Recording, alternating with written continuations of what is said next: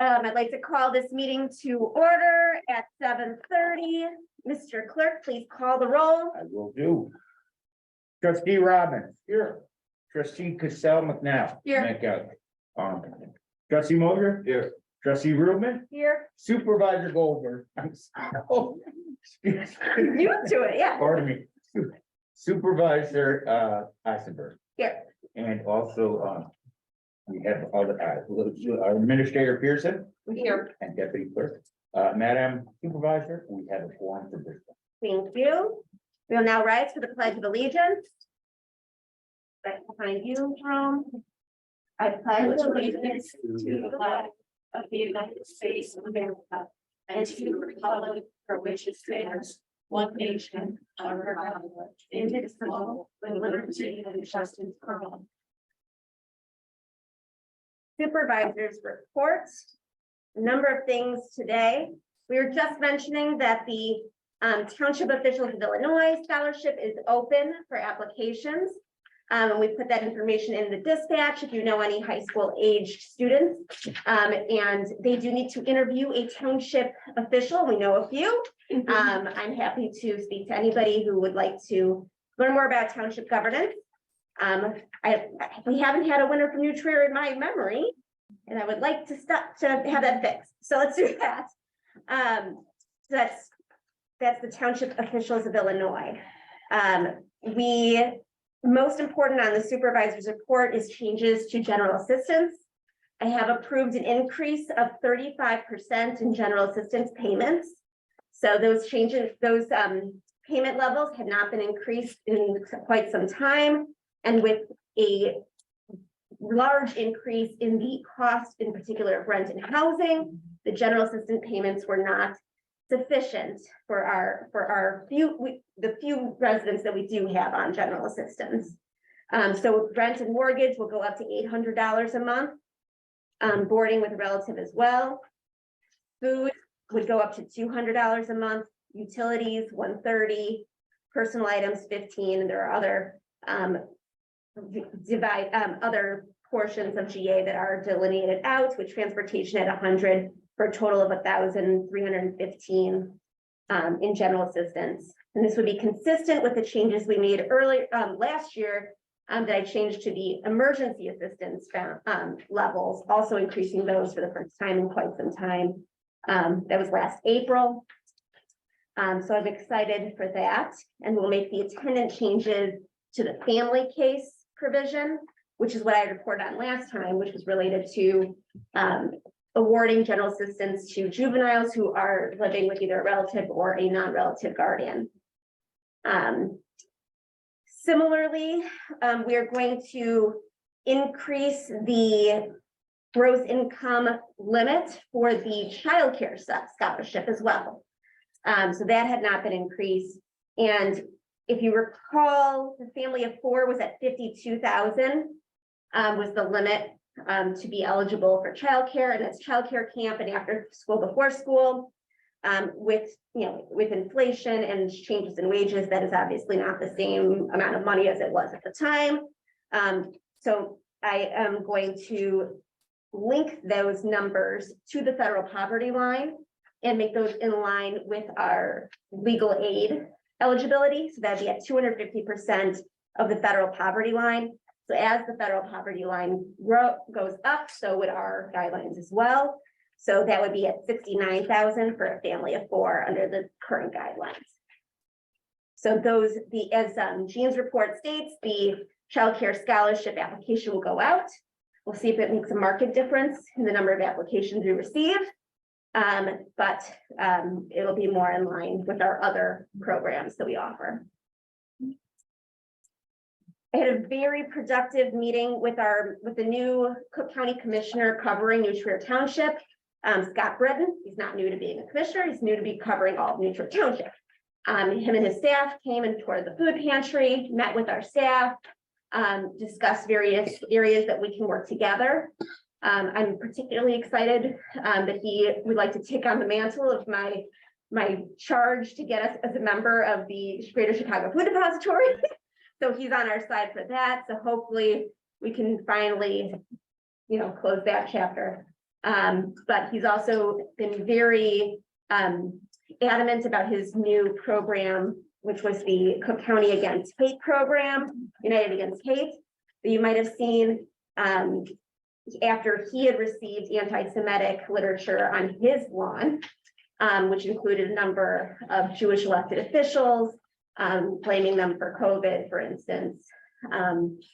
And he took on that mantle and has been doing a lot of great work as far as outreach and working with the various nonprofits in that area. So we're going to work on ways that we can work with them on that and additional outreach programs as well. So we do, our clients are served by a lot of county services as well, especially by the Cook County Health Department.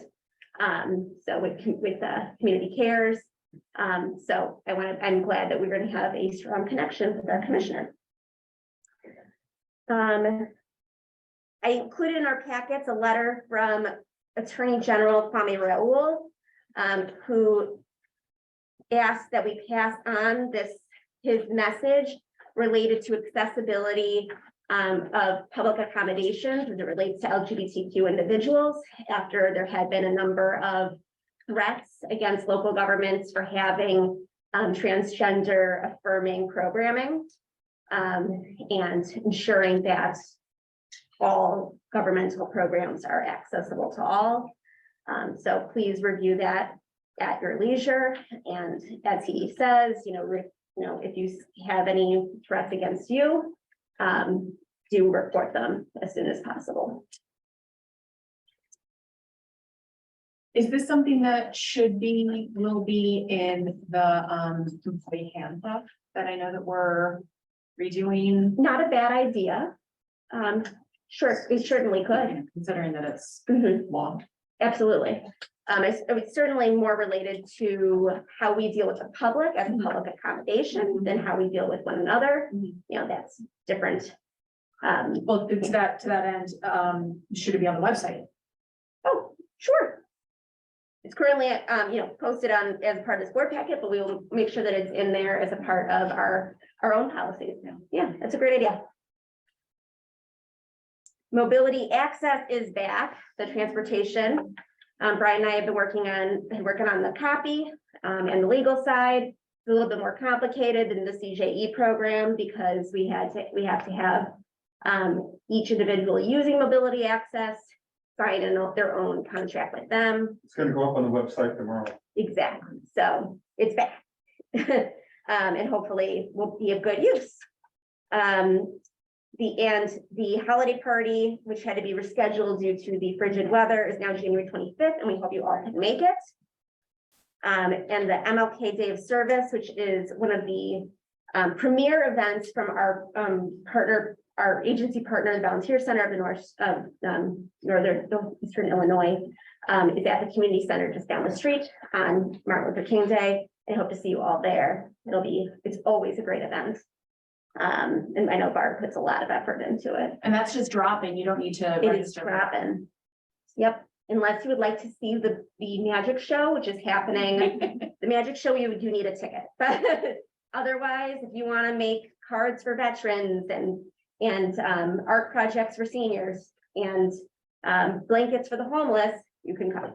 Do we have hours for that by any chance? Yes, we do. It is in the dispatch. 1 moment. I'll let Julie grab it. I'm pretty sure it is 11. It's 10 or 11. Let me grab that. I have it. I'll get it right back to you. It's a Wednesday, the 25th, for Stefan's question. Okay. I have down in my calendar that it is 1 to 4, but I believe some of our North Shore Mom spots told me it was different. I have it in the dispatch. I'll just take me a minute. Okay. Any questions on the supervisor's report? Oh, the party is from 12 to 2. Yep. And we're sticking with Little Honeycomb across the street. Okay, seeing no questions, we'll go on to approval of the minutes from November 15th, 2022. Is there such a motion? So moved. Is there a second? Second. Any discussion? Yes, one small change I noted, on the first page under call to order, I think I was a few minutes late, so that paragraph reflects that I wasn't present, but it's clear from the rest of the minutes that I was, so. Yeah. If we can just get my name out of that first. The equivalent. Oh, so actually, if you go into supervisor's report, it then says, let the record reflect Elliot Robbins is an ME. So Thank you, my bad. it certainly did reflect. Yes. Point of order, it's 11-2. Got it. Actually, point of privilege, fun fact. Point of privilege. Yep, right, Mary? Oh, you can all get excited for the League of Women Voters Parliamentary Procedure Workshop. Coming up in a few weeks. Okay, Might need to attend that. any other changes?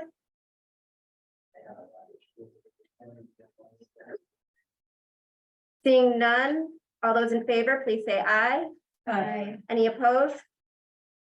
It does, they are approved. We will go on to the minutes of December 13th. So, Madam Supervisor, may I, speak? So I just, it was exciting to be back in the saddle, and I really appreciate Larisha. She took incredible notes. So reminded me a lot of how Sandy Forrester was so helpful all those years. But I did already get a few changes Okay. on page 5. Well, I just want to announce it for the group.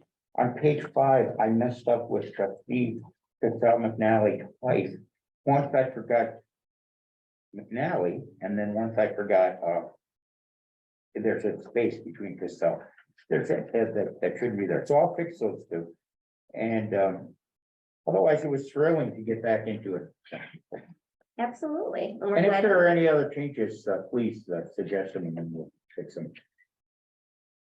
So I did, oh, sorry, is there first a Oh, motion? and one other change, Madam Super, I'm gonna add in a line. This is just something I noticed after saying under the page 2, adjourn to public meeting, and then it talks about the public meeting.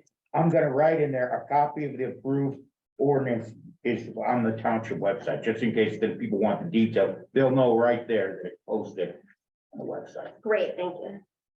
Is there a motion to approve the minutes from December 13th? So moved. Is there a second? Second. I need another discussion. I will make a quick note, where it's in the discussion of positive pay in the supervisor's report. It just makes, with the next line being filed, the police report, it makes it sound like there was a new police report that was like a year ago. Right, so, I would say after bank account to say to prevent fraud after we had filed the police report. Okay. Okay.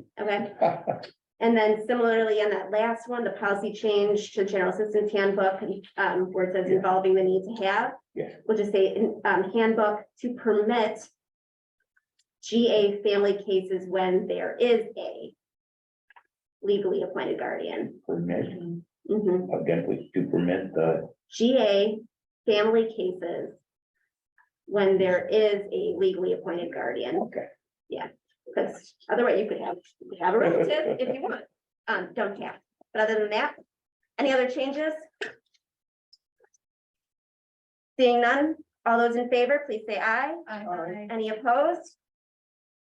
They are approved. Clerk Coins, do you have any additional report? Yes, I do. We have a big decision coming up concerning the annual town meeting, and I just want to lay out options. And of course, I want to talk with Gail, who will be addressing it. And I'm looking forward to working with Julie on everything, because in the past, previous communication people were very helpful. And this was always a thrill for me, for the newer trustees, planning the annual town meeting. And it's actually the responsibility of the clerk to coordinate it. I'm actually, it's the only official standing at the thing. And Nicole did such a nice job last year. They want to keep it going. The big issue is, do we continue? I have a list of all the old places, which maybe I should email to you just to see. But we would rotate villages.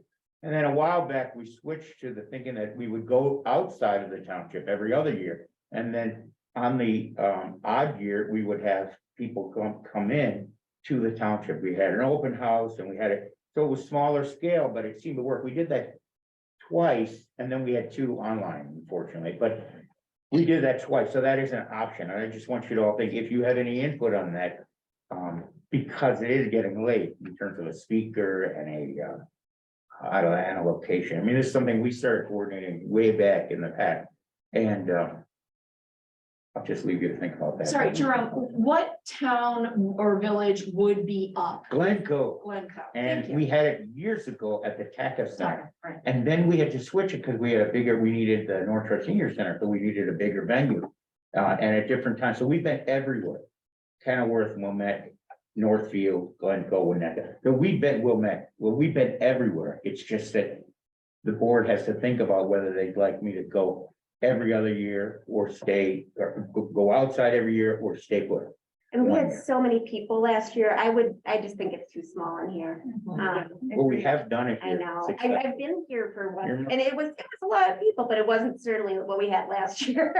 Well, I'm not So- sure this Maybe year remotely last. we'll have it good for crowd. Oh, I'm sure. You think so? No, I think last year with the new board coming on and It was excitement about that. but yeah, so I would certainly at least allow for a larger crowd. And I know Ticket Center was supposed to be our location when we were closed down, so that's certainly an option. But I would also encourage you to take a look at the Kenilworth Assembly Hall. They We've been there, just loved redid it.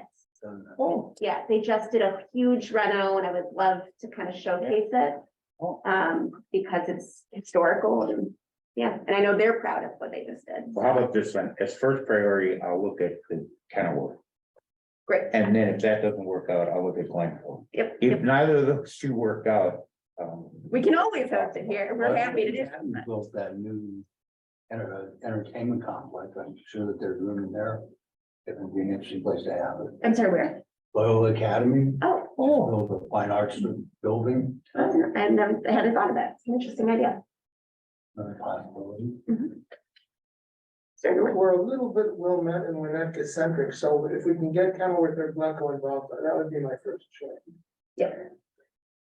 So let us know what we can do to help with that process. And then as far as awards, we have a lot to do on those. Yes, absolutely. And we'll be in discussions. Anything else on your report? No, I would like to take this opportunity to appoint Claire Coins as our official FOIA officer, taking the place of Nicole Capretta. Do you accept the appointment? yes, I do. Wonderful. And I'll do my training, which is something I hope you guys are aware that the board is expected to do the training. Absolutely. You missed out on the excitement when the Attorney General's website got hacked and they didn't have it up for like the better part of a year. Anyway, but now it's back up and running. And the Attorney General, which Do is you need its to vote on that or is that your appointment? my appointment. Okay, great. Financial report. Is James Howard online? He said that he had a meeting Oh. at 7 p.m. Oh. He sent an email, so he's going to be a little bit late. Then we will table that for now. We had moved verification of claims next to the financial report, but we will also table the verification of claims so that they can go together.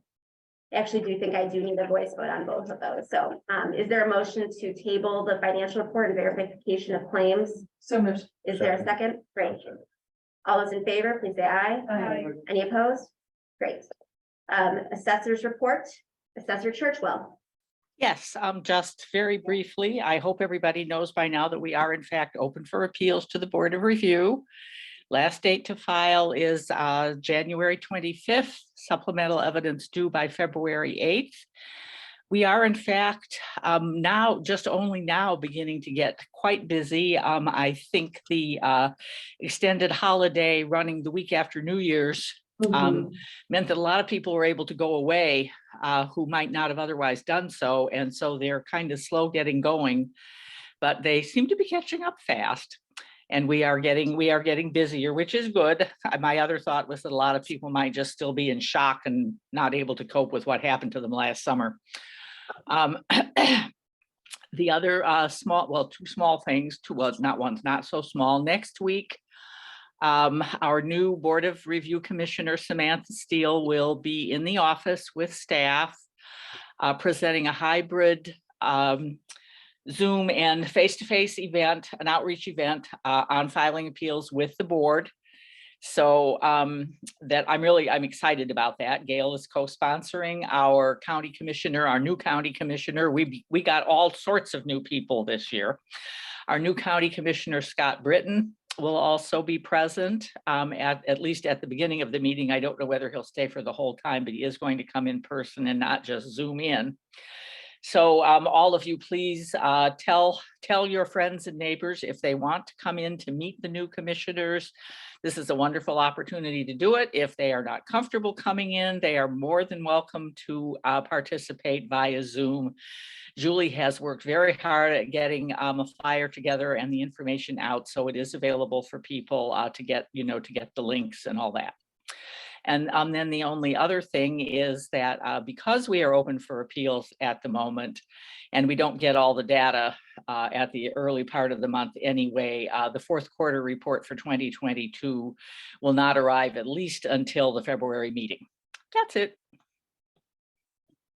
Thank you, Jan. And I know you and Len are working very hard. And when Commissioner Britton was in, he did get a chance to chat with Len Yes. about these outreach events, which was nice. Yes. Okay, any questions for Jan, other than about your property tax appeal? Great.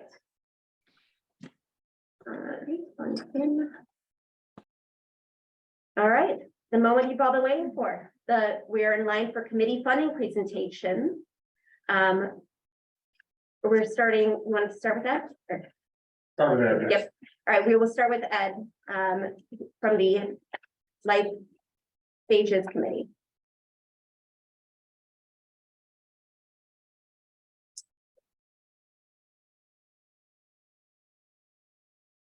Well, good evening, everybody. I'm Ed Oliver and Chair of the Youth, Seniors and Community Resources Funding Committee, which was formerly known as the Life Status Committee and the Agency Oversight Committee. I'd first like to thank the members of the committee for their hard work. The members are Melissa Frey, Karen Weingarten, David Barta, Ian Larkin, Brian Brandt, Leslie Wayrick, the new members of Bell Lerner, Bridget Lewis, and Stephen Hardy, as well as trustee Danielle Rubin. Our committee would also like to give a special thanks to Brian Lemerins for his outstanding institutional knowledge of the agencies that we reviewed over the years, and for his really excellent guidance in our deliberations. I understand that Brian will be leaving. This is his last funding cycle, and but I understand you'll be participating in peer jury entry, and I'll be helping out Stephen as much as I can. And so we wish you happy kayaking. Okay, and we do look forward to working with Steve Anderson, next year. As far as I tell. Okay. So getting down to the details, together we reviewed the agencies and programs, including one new applicant, and allocated a total of $402,800. This is a slight decrease from last year's level of funding of $404,500. The decrease is due to the elimination of the Glencoe Junior High project as a funded agency due to their not serving all of Nutria Township. Here are our recommendations. First, for the Glencoe Junior High project in more detail, they were told last year in their funding letter that unless they could find a way to open their services to all kids in Nutria Township, that our funding guidelines would prevent us from funding them again. Nevertheless, they sent in a grant application for $15,000 this year. In it, they specifically state that their service are only for junior high kids in Glencoe. At their funding hearing, they noted that they are too small to serve a broader area, and that would be impossible to add kids from outside Glencoe to the play and continue to be a no-cut event.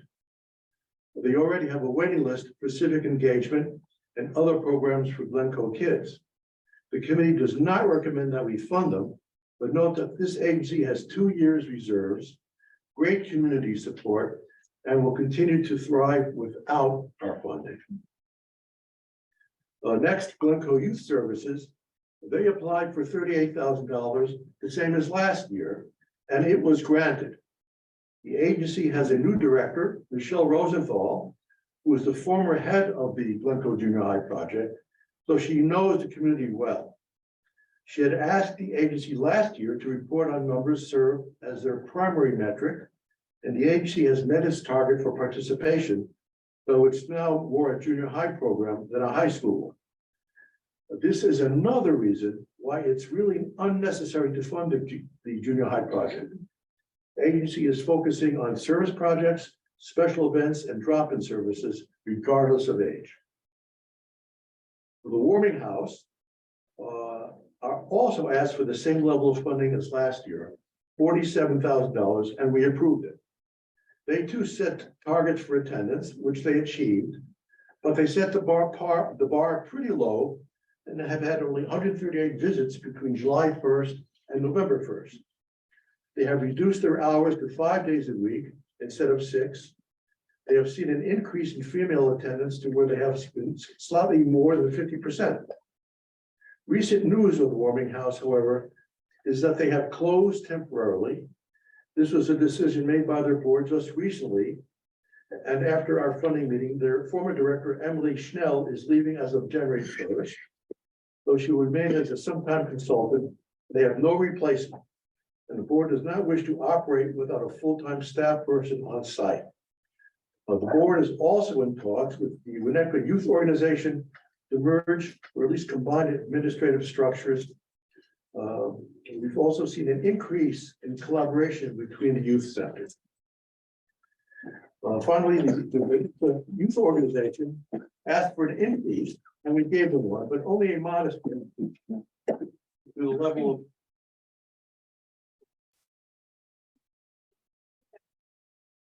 Yeah.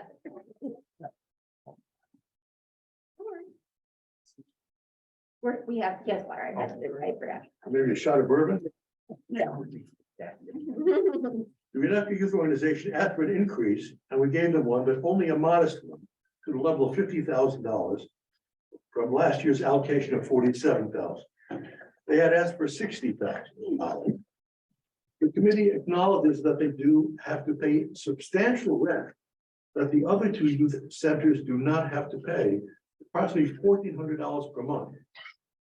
Under the direction of their new director, they have seen an increase in attendance, but it has not been sustained. The Winnetka Youth Organization is in the weakest financial position of any of the youth centers. Now moving away from the youth centers, the next agency we reviewed was the Volunteer Center. They asked for and received $15,000, the same as last year. Things are going well there. They have added many new board members. The website is stable after a major revamping. They have 165 member nonprofits on their website, are working on a new strategic plan, and have just under 1 year's reserves, so their finances are good. They're also back at their original location in Skokie School. The next agency, Meals on Wheels, has asked and received $25,000 and provided roughly $75,000 worth of service to our residents, minus any fees they paid, which should not cover costs even at full fee.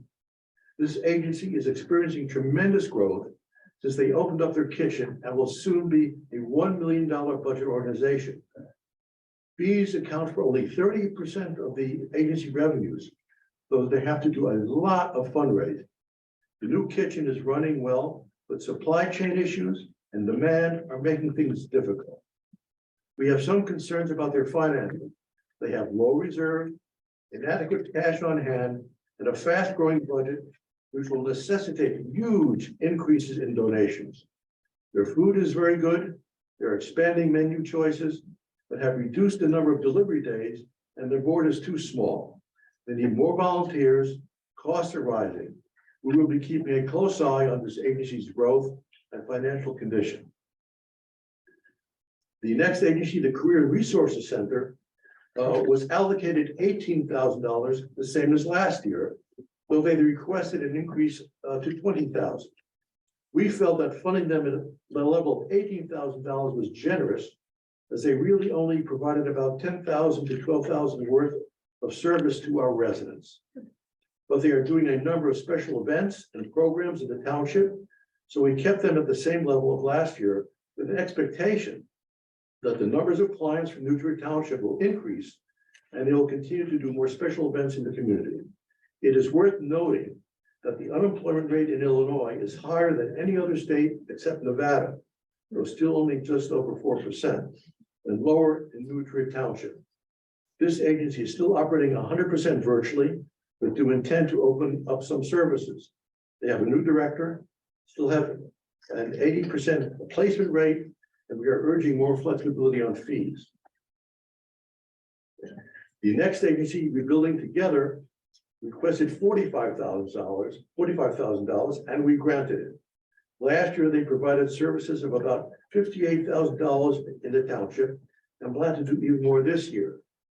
There were 7 New Trier Township clients, 6 homes, and 1 nonprofit. So this tends to be a high-cost service per project, and clients are sometimes seen more than once. The next agency, the North Shore Senior Center, requested a total of $145,000 for its 3 programs, the same as last year, and it was granted. The agency is in good financial position, but is having staffing challenges and has 13 vacancies out of 118 positions.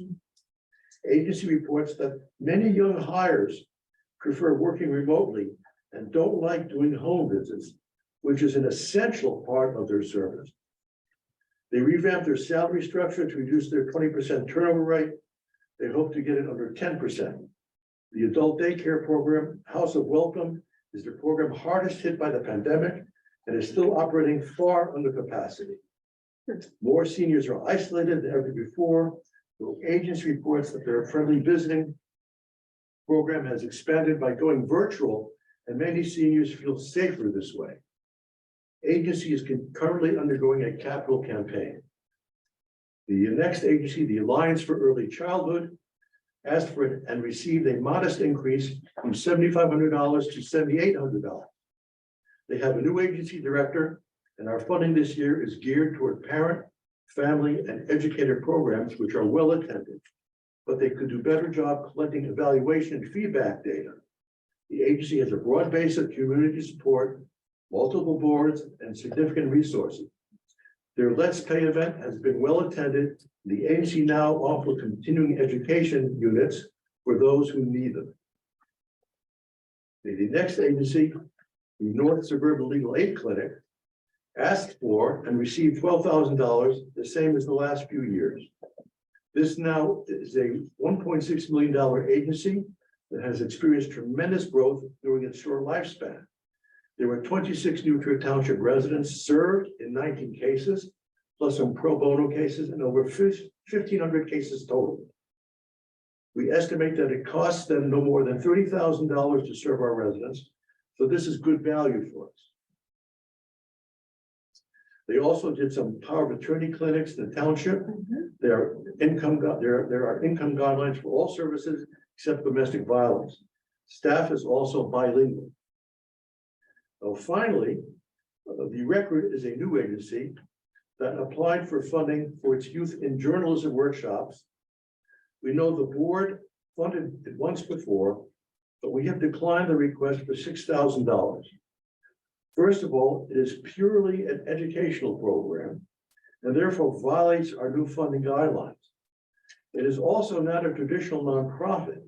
Its board meets just once a year. It's a newspaper primarily funded by subscriptions. And we feel that it's a program that should be funded by local newspapers or schools, not the township. And finally, their independence or journalistic integrity and objectivity might be jeopardized by accepting funding from the township since they do coverage. Again, we allocated a total of $402,800, slightly less than last year. As usual, the youth agencies are our biggest concern, and we'll continue to monitor them closely and keep abreast of recent developments. Any questions, please? A couple. So for the warming house, I know you did not know that they were going to have to do the shutdown, but so you probably have no concept of what your committee would say, but you, as the committee chair, what are your thoughts on funding a organization on the promise of a reopening at some point versus not funding them in their current state. Well, I'm not the direct liaison with the Warming House, but as I understand, from my thinking, I agree that unless they get an executive director to supervise, then I think it's a mistake to open. I understand, I'm not 100% sure that when they were closed and no one was around, between the sub-freezing weather, a pipe burst in the Warming House, and there was no one around, and there was a flood in the building. That's what I understand. So I agree. I think we'll have to watch them very closely, and hopefully they will be able to find an executive director.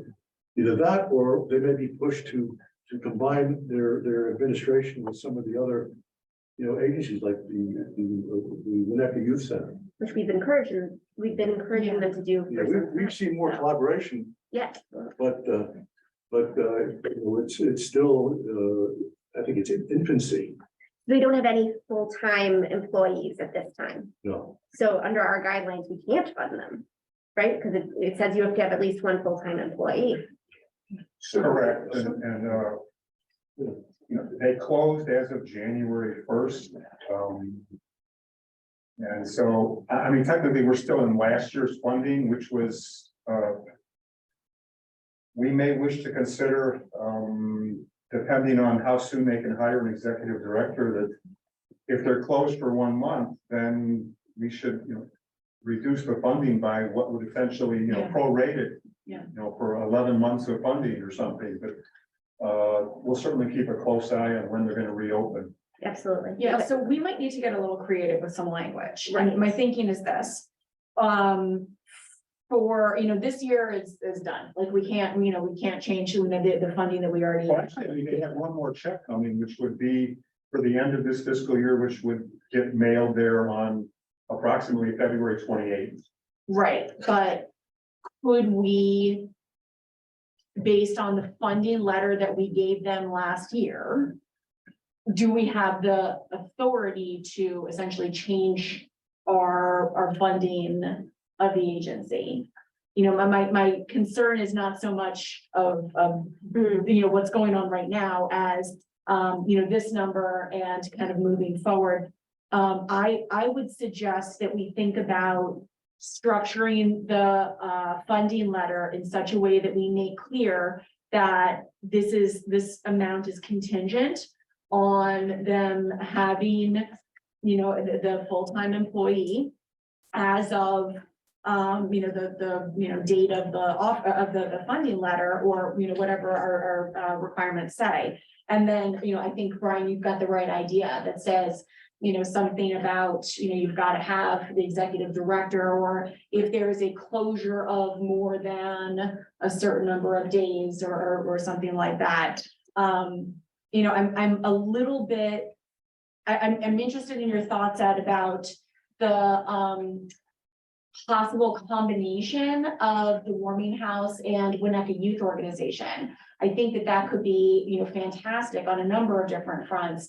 I'm interested in your thoughts on funding both of those organizations to the levels that your that your committee proposes.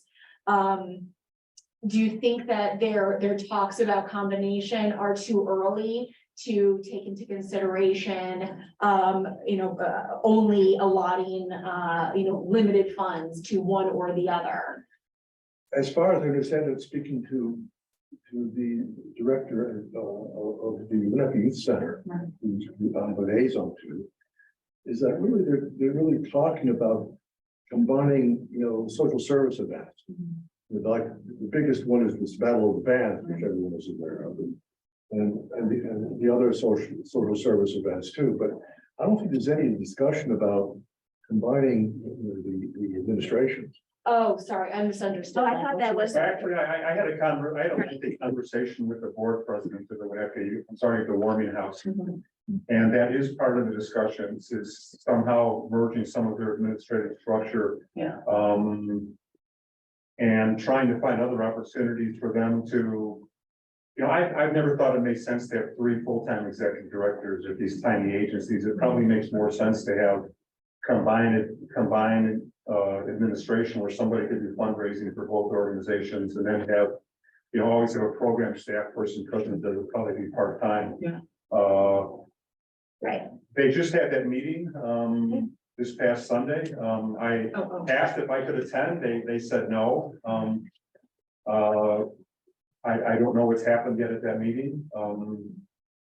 My other comment would be, I think that they're going to find an executive director by the end of February. So it would make far more sense, I think, to reduce the allocation for the last trimester by a certain amount.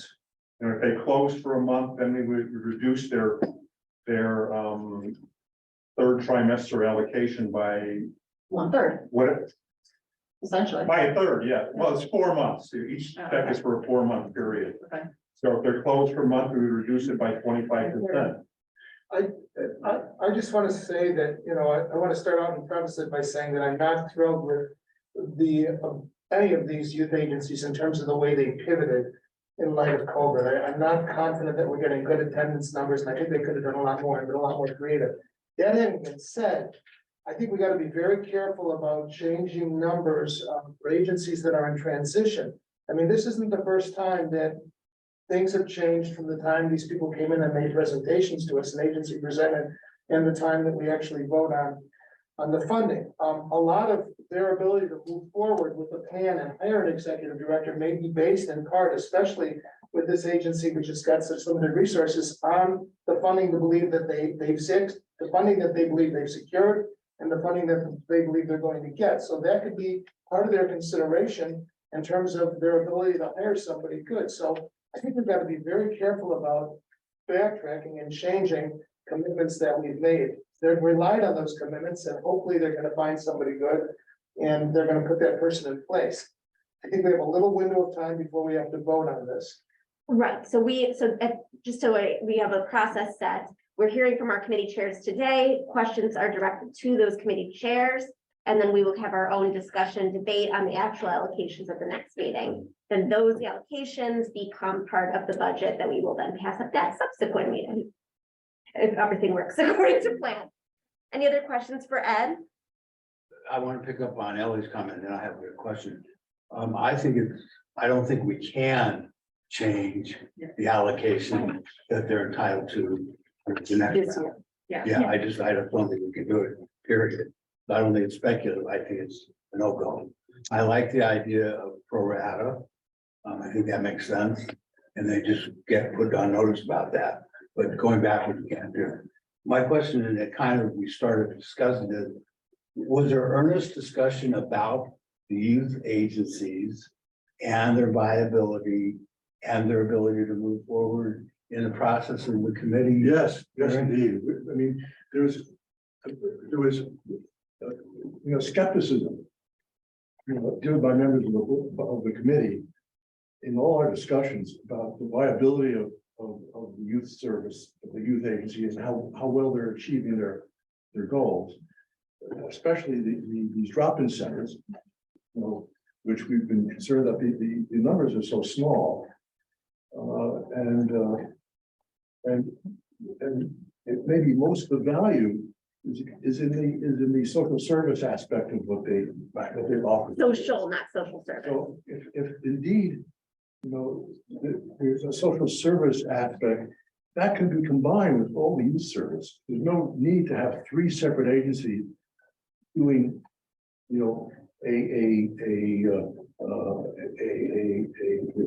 a project, for homeless or for de-weeding, the Green Bay Trail, this sort of thing. You can combine all this into one agency, but it's drop-in centers, which we're concerned about. Now, with the junior high project, what gives us some freedom in saying no is the fact that the Oasis, which is the drop-in center, is completely funded by Central School. And completely located in Central School. So the only issue is regarding their play and their social service project. Now, the social service projects can be assumed by the Glencoe Youth Organization. Right. I mean, since most of the kids who go to this organization are junior high kids anyway, from Glenville. You know, but they're open to all members of all kids of New Trier Township. And since you know, as I said in the report, that, you know, they are well funded on their own, but they'll continue to do well without our funding. What would you say is the cost for the combined programming of the three youth organizations? So programs that are open to all township members. Because the drop-ins are still pretty municipal centric, right? In terms of, I'm not sure how I can answer that right now. Okay. That's highly speculative at this point. And I would just add, having sat through all these meetings, there was a lot of lively conversations, about, as always, what to do with the youth organizations. I think there was great input. You know, I think at the end of the day, what's hard is that, you know, even though we always talk about the possibility of these three youth organizations joining together, there's only so much that the committee can do, right? You know, that they very much want to be their three separate entities. That being said, I think we have seen a lot more collaboration than in the past, like the Battle of the Bands. It seems like they are, you know, having meetings and talking and doing that. So I do see a real effort there. But you know, I don't think that I think, you know, for years, you know, we've been trying to say combine and there's been resistance. Well, the reason I asked the question part is because all the funding was left as it is. So you can say what you want about what they haven't done in the past, but the reality is that you're giving exactly the same funding that you have in the past. So that there's nothing, a couple bucks make a difference, Elliot, but generally speaking, it's the same. So that doesn't encourage them necessarily on its face to do much. Be my concern about that. And that was why I was asking the question. You know, we had the committee of the whole meeting for purposes of discussing the youth organization. The committee spent hours discussing the youth organization, and yet the committee agreed, with the exception of the junior high project, to give the funding as it's always been. So I don't know what we can do or how we can do it, but it just seems as though we're always talking about it, but we're not doing much about it. Kind of my takeaway. One thing I noticed, because I was fortunate enough to sit in Thank you. on Danielle's committee, and it was a really lively debate, like you said, and they really are thoughtful, and you run a wonderful committee. But one thing they're gonna do is with these funding letters, they're gonna say, we're not happy with the data you're providing. The integrity of the data you're providing about attendance. Like, it's possible that most of the attendance might have been generated just from Battle of the Band. So we're really gonna kind of put some pressure on them to work much harder in terms of how they count attendance. And then they're gonna actually have to, they're gonna have to authorize it for us. I mean, we're gonna have to see, they're gonna have to have sign-in sheets, and they're gonna have to produce those. So we know exactly who's attending, and we're gonna try to put as much pressure on them as we can to get them to pivot better and to come up with more creative ways of getting new people in there and getting people to know what they do. So I think it's not only in the funding, it's in the letter that accompanies the check. That what you're saying, these are the criteria that we're expecting if you want to continue along this line. That's about all we can do. But that was the intention of the committee, to really require, you know, a daily attendance, you know, that each of these youth service agencies had, and separate it out from the combined activities with the other agencies. That really was, we agreed on. We're gonna try to tighten it up. It's a little loosey-goosey right now. Any additional questions for Ed? All right, seeing none, thank you so much, and thank your committee for your, for their service. Pleasure. And, you know, obviously you're free to come back next month when we discuss, but we really appreciate all the work that you've already done on this project. We are now in line for the Mental Health Funding and Oversight Committee. Rich. Thank you. And James, I see that you are here, but we tabled your portion, so sadly, you're just gonna have to chill for a moment. Good evening. Good evening. My name is Rick Drake. I am the new chairman of the Mental Health Funding and Oversight Committee. This is my first time at this meeting. We're kind of into these, giving this presentation. First, I'd like to thank the members of the committee for their support in the work in this funding process. The committee members are Lisa McGowan and Joseph McGowan, Joel Kurzman, Lynn King, Patty Guerrera, Renee Cox, Tracy Summer, Sally Anderson, as well as trustee Casal McNally.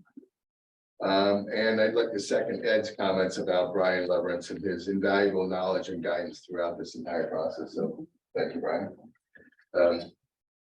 This year, the committee allocated $488,000 down from $523,800 last year. This decrease was primarily due to one agency, Peer Services, which I'll get into in a little bit. Some agencies did not ask for an increase and others asked for only moderate increases. We held 2 review sessions in October, 3 hearing dates were in November. We also funded 1 new agency, the Pickles Group, bringing our total allocation to $503,000. Our recommendations are as follows. Youth Services requested funding for 2 different programs, Outreach and Pride Youth, which is the LGBTQ program. We granted the request of $55,000, $30,000 for Outreach and $25,000 for Pride. Though overall sessions of share are down, the numbers are the same in New Trier, and visits in Pride are up. It has been a busy year for this agency. They reduced their service area in an attempt to reduce the waiting list, which had been over 150 people. And they are in the midst of a capital campaign to raise $5.5 million and add about 4,000 square feet of space. They've had good staff retention, primarily due to improved wages. The agency is making major board recruitment efforts as well. Haven requested and received the same level of funding as last year, $118,000 in total, $80,000 for outreach and $38,000 for family intervention. Haven has grown in staff and now has 3 offices, 1 in Lake County where they do LGBTQ counseling, an administrative office on Green Bay Road where they also do some family intervention, and the location across the street from New Trier High School. The agency has eliminated its waiting list by adding staff and interns. Our only issue with Haven, and this is sort of an annual thing, is their inability to complete the grant application forms correctly, which always raises questions for the committee. We always think, well, should we give them money? But they do a great job with everything else. Next year, we will strongly encourage them to meet with us prior to completing the forms. They have new assessment tools and they're doing a lot of safety assessments for youth. Counseling Center of the North Shore asked for a small increase this year from $42,000 to $45,000, which was granted. The agency has eliminated their waiting list by adding 1 staff and 2 interns, and may add another staff person. Even though they have in excess of 1 year's reserves, they are saving up for a capital campaign to either rebuild their existing building, which would cost about $4.5 million, or add a second site. In the past year, the center provided $275,000 worth of fee subsidies and is now offering a greater range of treatment modalities. They still offer up to 8 free sessions for middle and high school students. The major effort for the new year, along with planning for the new site, or maybe new or improved site, is developing a new strategic plan. The Children's Advocacy Center requested funding for only the forensic interview program this year. We granted them their request of $9,000. They have a new director for the first time in more than 20 years, as the prior director, Mark Parr, retired. A big change in this organization is that the state has added witnesses to the caseload, and not just the sexual crimes victims themselves. This has drastically increased their caseload, though not all clients end up being forensically interviewed. In New Trier Township, they had 63 clients, though only 10 wound up being forensically interviewed. This is a big increase over the past. They've had, single digits, low teens, New Trier clients. This agency always does a good job completing the proposal. They have solid outcomes. They're accredited, and we get good value for the amount of money we provide, as we are about 1% of the program budget, but get 6% of the service units. This brings us to peer services. We fund 3 programs for peer services: prevention, adult treatment, and adolescent treatment. Unfortunately, there has been a huge drop off in cases for both youth and adult treatment. They only had 4 New Trier Township kids in the youth treatment program this past year, costing them roughly $4,000 to serve, and only 17 in adult treatment, costing them roughly $16,000 to serve. Yet they asked for the same amount as last year, $25,000 and $40,000 respectively for the youth and the adult programs. It's not surprising that they didn't ask for less money. Agencies don't ever do that, but we cannot justify overfunding the program to this degree. The committee chose to allocate just $5,000 for the adolescent treatment program and $15,000 for the adult treatment program, much less than the $25,000 and $40,000 requested. We did, however, grant their full request for prevention program, $40,000, up from the $25,000 from last year.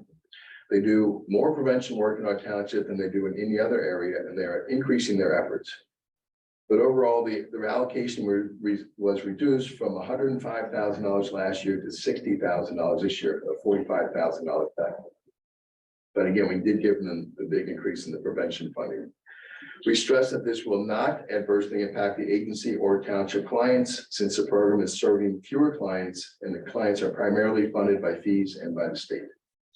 The primary reasons for the drop in caseloads was the closing of the Glenview office, the pandemic, and the fact that due to the pandemic, there was a drop in referrals from both the courts and the schools.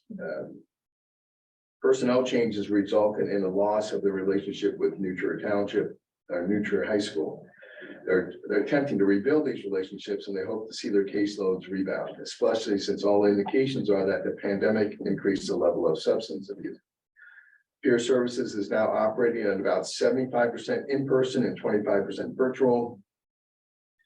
We also discussed with them their need for a bigger and better board of directors, and they do have a brand new executive director who is prioritizing outreach.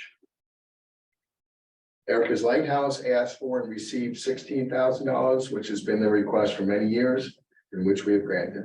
This agency continues to grow, and its budget is projected to soon surpass $1 million as they add staff and programs and a focus way beyond depression and suicide to overall mental health.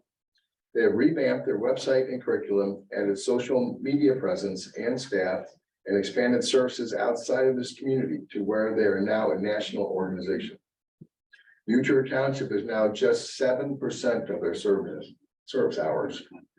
With so much change at the agency, they do need to address their evaluation efforts, which have always been a strength, but with all the growth, they now make it as a weakness as they have limited data. They're working on looking at longer range community outcomes, and with all the growth, this agency now has reserves less than a year for the first time in many years, though they still are at about 90%. They are in every school in the township except Loyola. They had been there, but major changes, I guess major staff changes at Loyola have put their efforts there on hold.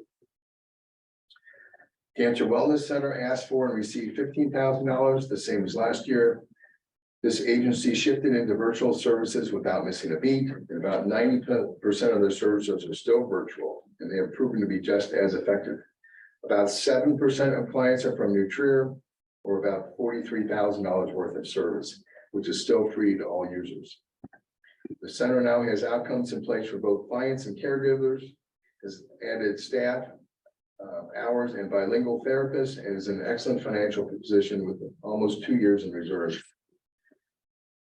They are, however, running out of space and looking for more. Funding for family service at Glencoe was reduced from $45,000 to $40,000.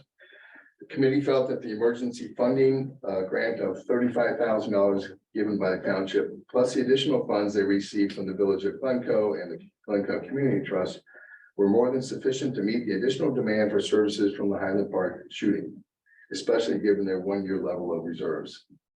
The committee also wants to see how the $35,000 was spent and see the numbers from the agency at the halfway point of the year. We will ask them for that information. in a few months. They indicated to us that they saw more than 100 people from the tragic event, but we'd still like to see the numbers and the costs. Over the past year, the agency has added a bilingual Spanish therapist, eliminated their waiting list, and hired a new executive director. So she was terminated just shortly after our decision meeting and replaced by the clinical director, Amber Bond. The agency is also working on a new strategic plan. Family Services of Wilmette asked for and received $80,000, up from $75,000 last year. They also serve Glenview and Northbrook in addition to Wilmette and Kenilworth. 42% of their clients are from New Trier Township, and the agency provided $130,000 in subsidies last year to New Trier clients. Client numbers are up and expenses are down, partially because of their new space. They are still doing 50% of services virtually. They've discontinued the psychiatric services, but are considering adding in-home services. The YWCA once again asked for $25,000 and we granted it, as we have for many years. Each year, our funding guarantees that no client from New Trier Township will be placed on a waiting list for the courtroom advocacy services. This year, there were 17 women from New Trier Township who accessed the services, most in courtroom services, and we estimate that it costs the agency roughly $40,000 to serve them. Some years we get a little more than our $25,000, and sometimes we get a little bit less. This year we got more. Overall, this is an agency that has seen a lot of changes and is expecting more, as their longtime executive director is leaving in a few months. She's retiring. They have added transitional housing. They now allow men to serve on their board of directors, finally with approval from the national. They have implemented a new case management system, and they have excellent outcomes for all programs. We recommended $5,000 for the Zacharias Center, the same as last year and the same as their request. This agency provides support to victims of sexual assault and domestic violence. They continue to have 2 locations, one in Gurnee and one in Skokie. They also have a new agency director after their longtime director retired after more than 25 years as the director. Waiting lists are still 4 to 6 weeks, even with some time limit on the services. They provide about $5,000 in services to our residents the past year. Though some years it's been more. We've had some issues with this agency, including a lack of documentation on evaluation efforts, excessive reserve levels, and a continuing waiting list. They also receive funding from many other townships. It's a highly specialized service helping very traumatized clients. Samaritan is an agency we've been funding for only a few years, another of the many counseling agencies on the North Shore. While not as many township clients utilize the service as a long-time triad of family service agencies, they still serve 39 households in the New Trier Township and with reduced costs and subsidized counseling, though they do have many clients who pay full fee. We provided them with $20,000, which was their request, and we estimate that the subsidies to New Trier clients were greater than that. They have been very receptive to our recommendations, lowering fees, increasing subsidies, and addressing response rates to surveys. Pickles Group is the new agency that applied for funding from the township. It provides counseling and support services to kids whose parents have cancer. The kids themselves are actively involved in supporting other kids through group activities and counselor-led activities and discussions. They serve the kids up to age 18. It's operated out of the Winnetka Community House. It's an evidence-based service backed by scholarly research with highly professional staff. Similar organizations are emerging all over the country in response to the unique needs of kids dealing with cancer in their own family. We funded them at the level of $15,000, which we feel is quite generous for their first request, though they had asked for $24,500. It's a very young agency whose startup funding was mostly provided by a select group of donors who had cancer. Some of those founders have since passed away. The agency has a lot of cash on hand, more than 3 years reserves based on the current budget size, but the agency is projecting a huge growth and expansion. 28 kids from New Trier Township were served last year. Cancer Wellness Center speaks very highly of them, and the 2 agencies do refer to each other. So this summarizes our recommendations. Overall, we allocated less than last year. This is primarily due to the issues mentioned at Peer Services. Last year, we allocated $523,000 $600. I said 800 before, so $523,600. This year, we allocated $488,000 plus another $15,000 for the new agency pickles for a total allocation of $503,000. For more information and notes on the agencies, see Brian's attached notes and comments, which nicely summarize each agency. Before I take questions, I would like to share some of the concerns expressed by members of the Mental Health Funding and Oversight Committee. Following the tragedy in Highland Park in July, a grant of $35,000 was made by the township to the Glencoe Family Services without any input from the Mental Health Funding and Oversight Committee.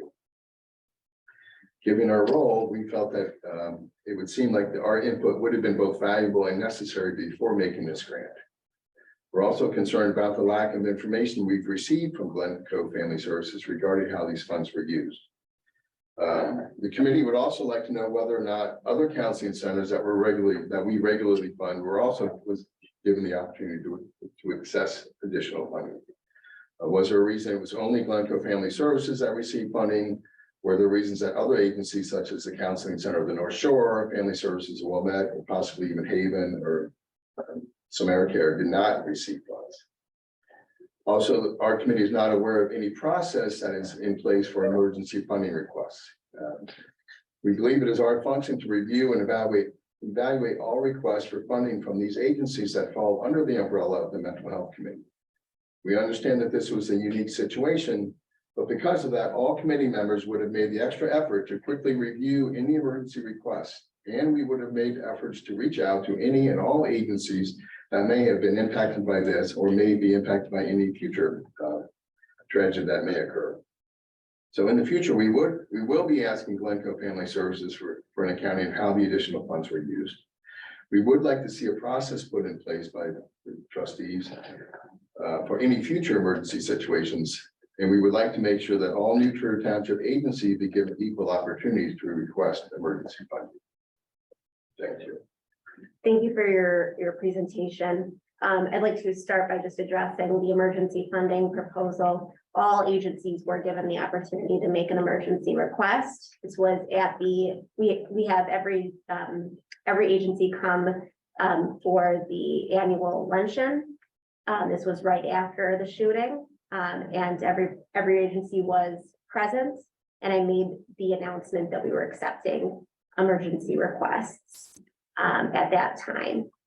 2 agencies contacted me, Glencoe Family Services. The other one escapes my mind right now because it was not for a social service. And so I responded to them saying that as it was not a social service, they were seeking training on active shooters, that it was not going to be something that I would be recommending. And they said that they found additional support for that training. So only one agency followed. Although the other 2 did not. I think there were 2, so just Family Service and right, did not receive a request for additional funding related to the shooting. So that was offered to all agencies.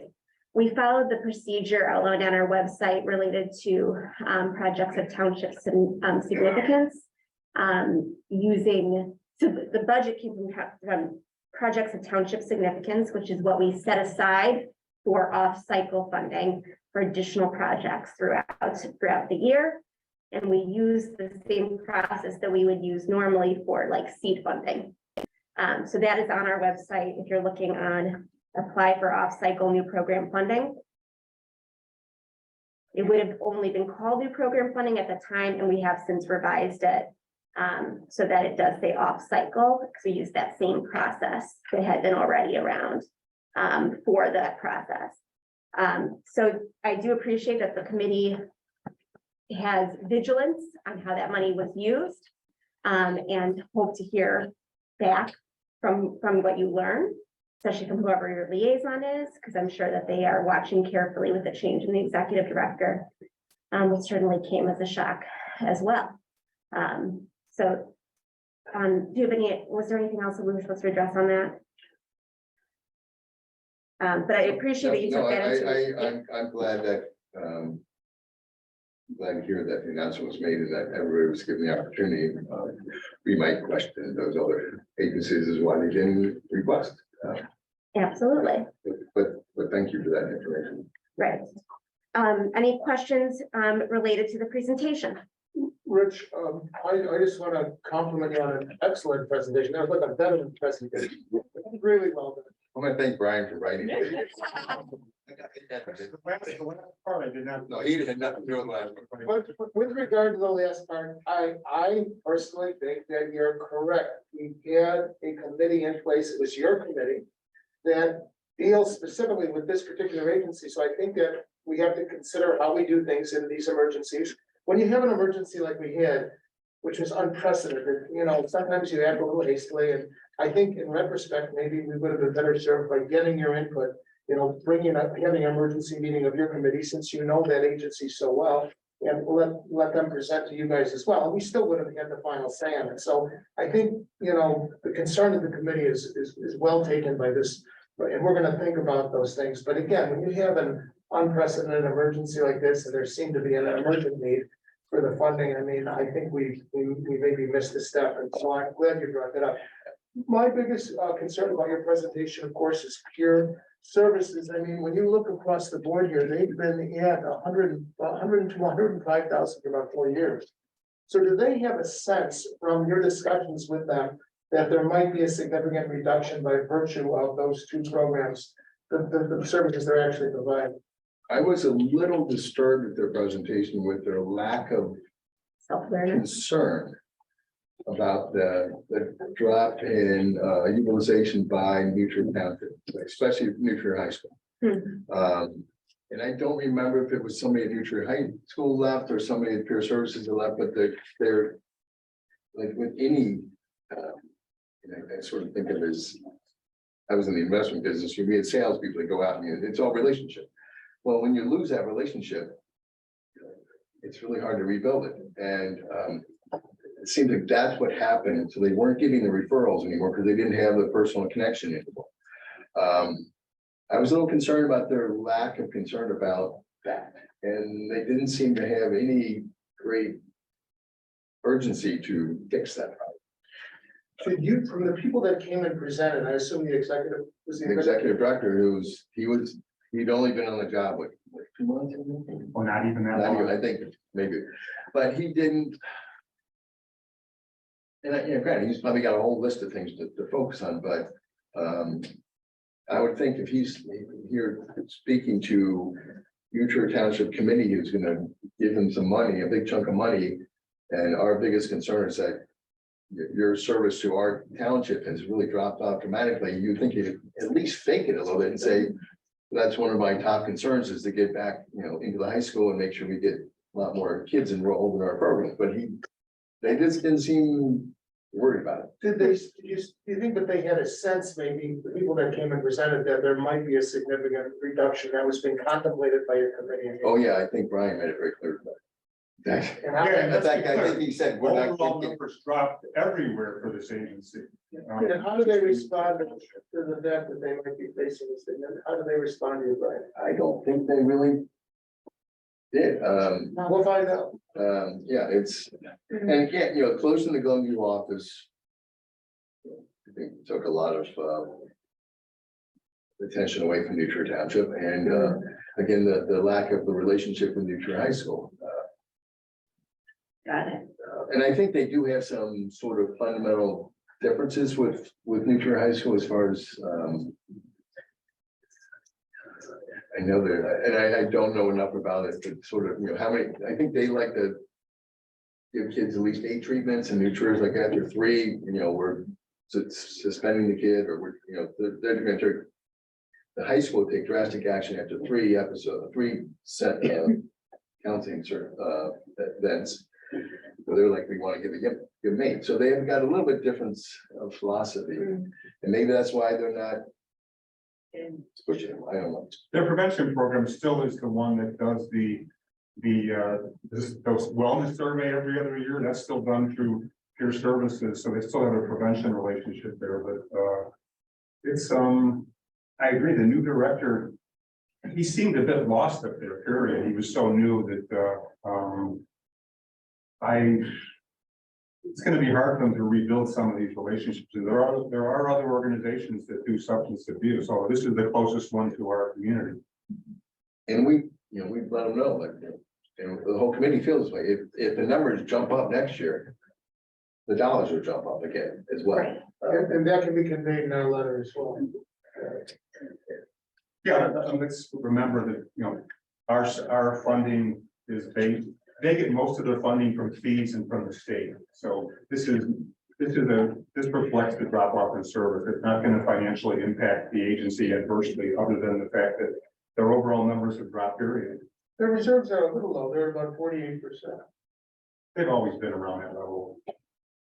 They're not good fundraisers here. They never have been because they get most of their funding from fees in the state. Well, I would hope that after, the shocks that was the last administration, they would learn to diversify that, but either way, any additional questions? Thank you so much. We really appreciate your time Thank you. and your committee's time. Relay your comments to me in the next meeting. Absolutely. Thank you very much. Disability supports, sadly, we have a pitch hitter. So Brian, for your final hearing presentation, he's jumping in.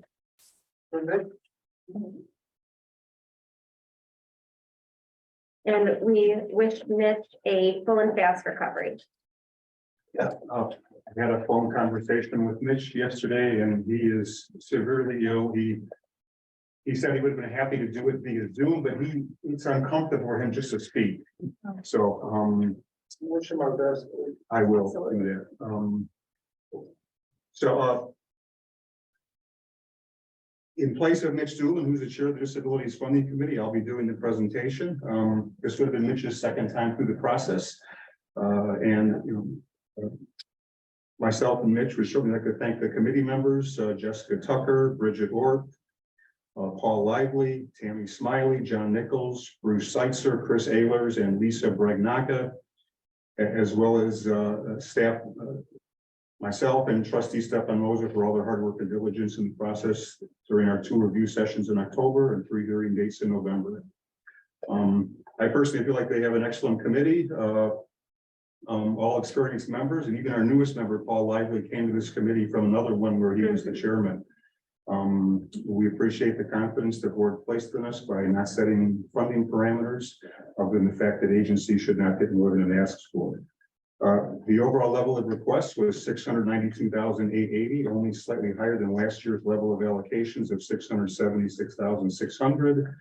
We allocated a total of $670,000 this year, a minor decrease.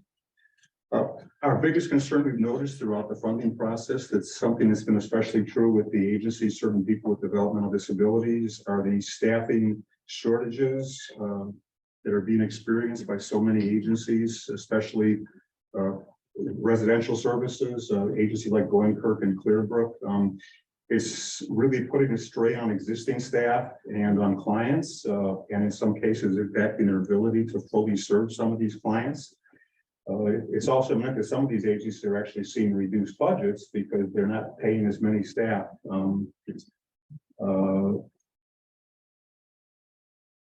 So let's go through agencies one by one. The Center for Enriched Living, a longtime funded agency, asked for and received $25,000, the same amount it's been getting for many years. The number of clients in Newford Township is the same as last year's 16, though this is down from a pre-pandemic level of 22 clients. Though these 16 clients are still getting approximately $225,000 worth of service, minus any fees they paid, which represent only about 23% of the agency's budget. So they have to raise a lot of money themselves. They get no state funding for their principal program. Agency right now is offering a mix of live and virtual programming, and about 1/3 of their clients have mobility issues. So that's an increasing trend in a lot of BD agencies. That more clients with severe mobility impairments are accessing services. This agency is having staffing shortages, though they have a high employee retention rate of 90% for full-time and 80% for part-time, but are operating far under capacity. Right now, they have 320 members, whereas their pre-pandemic numbers were 450. So they're way short of where they used to be. Although interesting, this agency has often fallen short in its goals for membership. They've always been very ambitious in hoping for lots more members than I think they realistically can serve. They have the space for it, but they just haven't been as successful in attracting them. I would note that the existence of our place, which is located in the township, has probably drawn some potential members away. If you're in New Shore Township, it's probably more convenient for you to go to our place. One exciting development at CEL is they have raised nearly $850,000 for a $1 million family research center for persons with disabilities, which they hope to open soon. So they hope it's going to be like the premier resource center for people with disabilities in terms of understanding what's out there, accessing services, learning about disability issues. Overall, this is a high quality agency, accredited, professional, has resources, but are a little short of the numbers they can and hope to serve. They are responding to this issue with a new initiative called Bounce Forward, which hopes to bring in more members. I would note their space is state of the art and can accommodate a lot more clients because they operate there 7 days a week. Next, Clearbrook is one of the largest agencies in the state, serving persons with disabilities in a variety of programs. This year, Clearbrook only asked for funding for its residential program, which has 3 villas in New Shore Township. And the deficit to serve these homes is about $80,000. So they asked for and received $50K. Clearbrook has been one of the hardest agencies for staffing shortage with a 34% vacancy rate right now. They've been creative in finding ways to reward staff, but they just can't compete with private sector wages. That's a fact in both the whole developmental disability field. We were happy to give them $50,000. They recommended we give them $50,000. I'm sorry, did you say Clearbrook? Clearbrook, yes. So it's listed as 40,000 on their sheet, I think. Yes.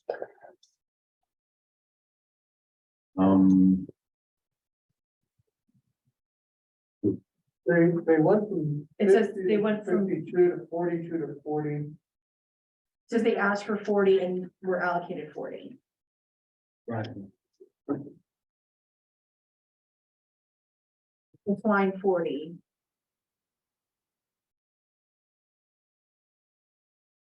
Yeah, that should be 40. I'm sorry. Okay. That's correct. 40,000.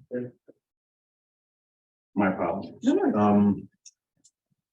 SNAP, or the Young Adult Program, operated by the youth agency Glencoe Youth Services, or GYS, asked for and received $10,000. The agency and program has a new director, Michelle Rosenthal, who's the head of GYS and the former director of Glencoe Junior High Project. She has lots of enthusiasm and good ideas for programming. Even through the pandemic, this program had good numbers, and now that it's all live again, they are averaging 20 to 25 clients a week, and may add a second night once a month for younger clients, as the age differences between younger and older SNAP members will start to become an issue. I actually just had a discussion with Michelle today about they're going to have a program for younger clients who have yet to make the transition yet, who are still in high school. She's in conversation with the high school about starting a SNAP program for high school kids. So that's exciting. They're also looking to do some programming at the Take-Up Center, which is an underutilized location. Township residents or former residents are about half the participants, and the annual budget for this program is only about $19,000. But because they plan to add staff this year, this is going to bring the budget up to $25K. With 20 to 25 people there, it's just not possible for one person to do it, so they need 2. Food and friendship continue to be the major draws of the program. Clients love the program, are active participants both in planning and participation, though the agency does need to improve its response rates in the surveys they administer. Again, they're making a big push to bring in more clients, especially younger ones. So, Arts of Life asked for and received $20,000. Which is the same as last year, though the actual cost to serve the 3 New Shore Township clients are probably slightly below that level. They lost some clients due to the pandemic, and some of them participating virtually, which makes integration of disabled and non-disabled artists and integrated in the studio a little bit more challenging. A lot of artists want to have their own space. This agency is also operating below capacity, is also short board members.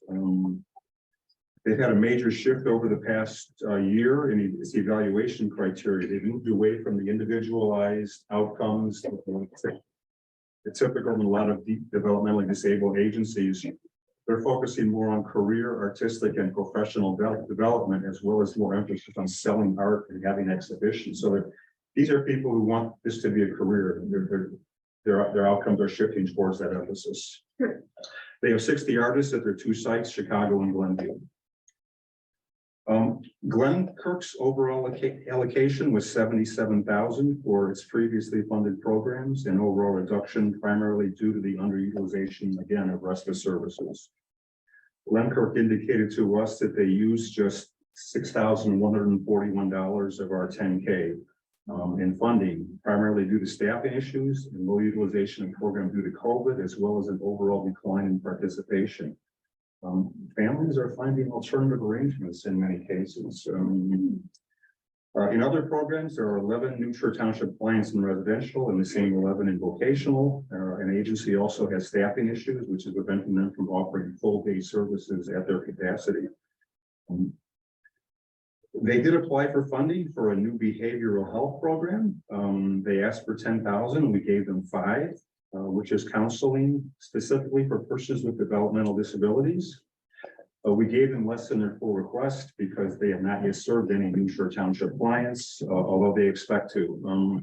We'd like to see the numbers before we commit a full $10,000 or additional funds.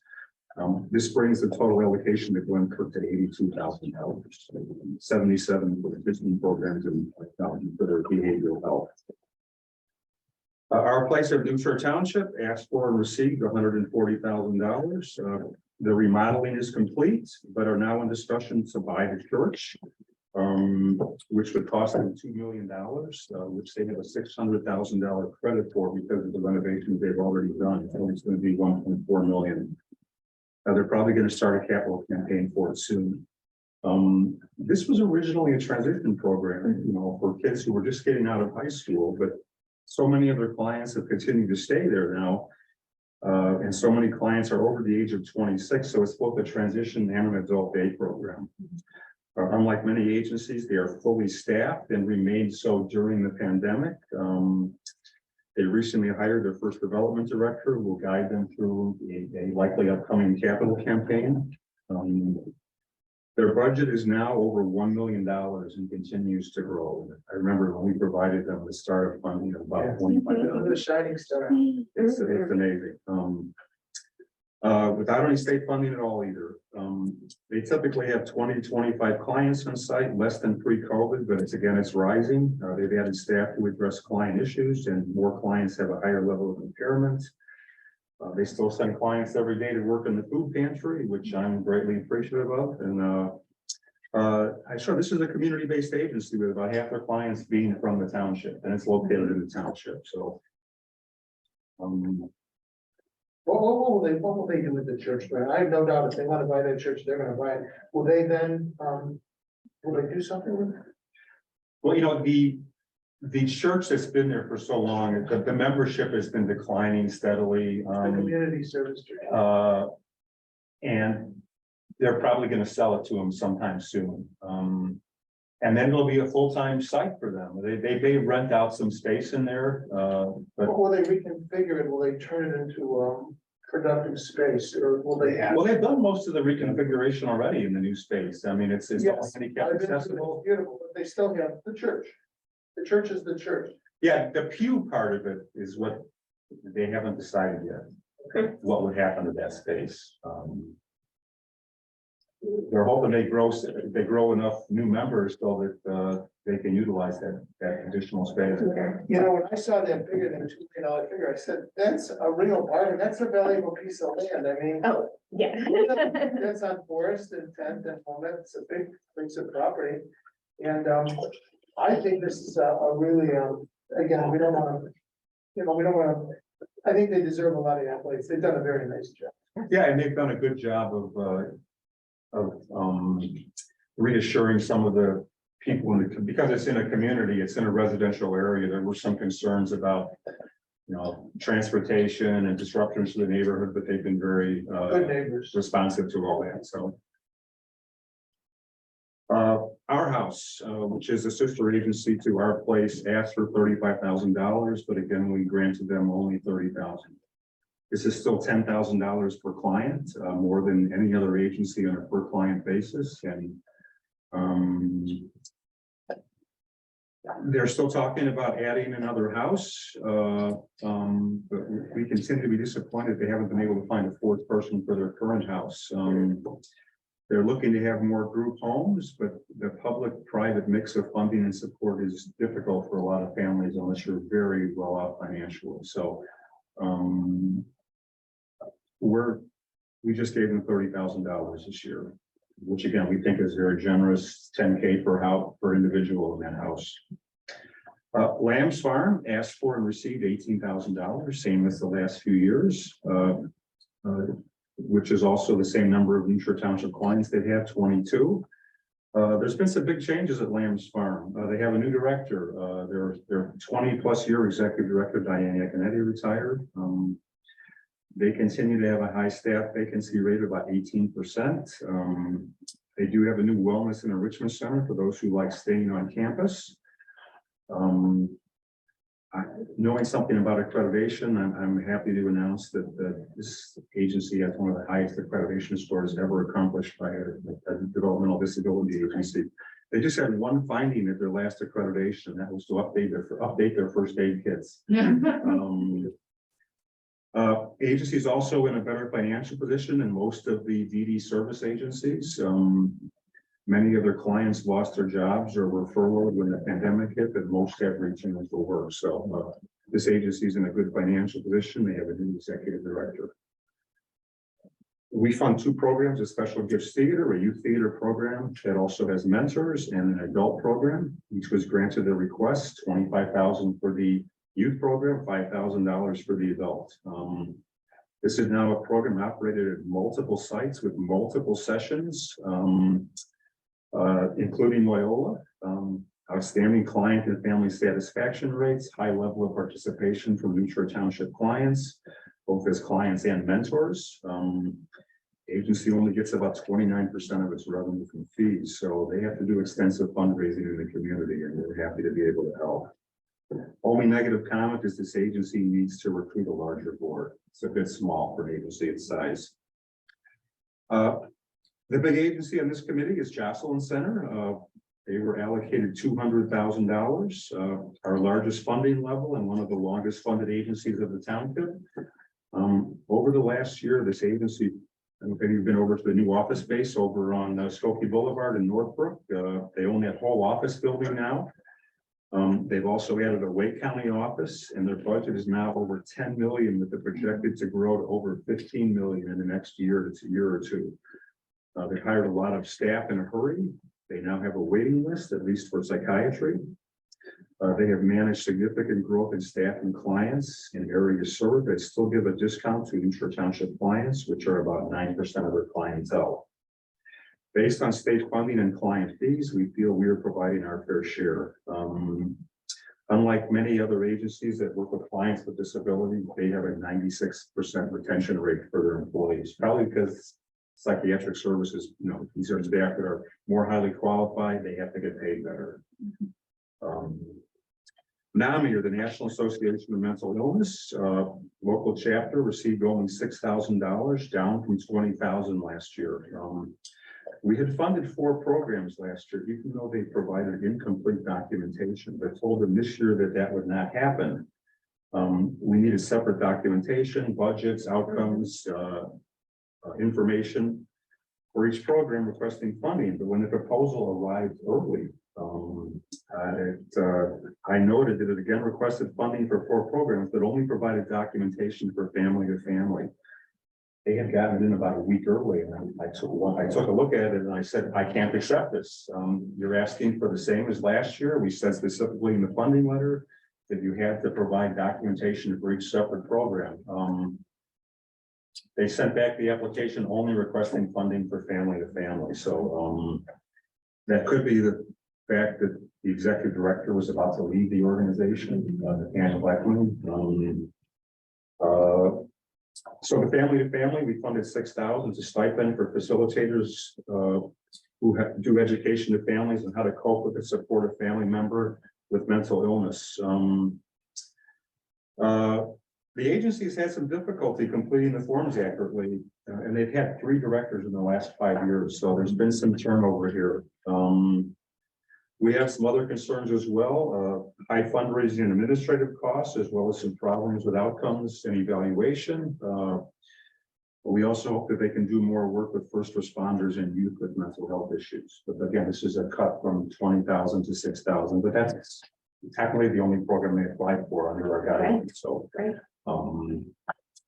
thresholds, once again, applied for and received $50,000. There are 20 Neutral Township clients, represent about $164,000 worth of service, but since state funds about 2/3 of the program, 50,000 feels about right. Agency reports that the number of clients living in Neutral Township continues to shrink due to housing costs. Last year, there were 22 clients in Neutral Township. Agency is also dealing with staffing issues, and more than 119 clients have tested positive for COVID there. And many also have substance abuse issues. The agency, however, did meet its major outcome goal of less than 10% of clients being hospitalized in any given year. So that's good news. Searches Disability Awareness Trainings Program offers education and training to the community on how to correctly respond and deal and work with people with disabilities. They did no trainings in the township last year and graciously returned the $10,000 we provided them. This year, they're on track to provide 5 trainings in the township. They've done 3 already. They have the other 2 scheduled.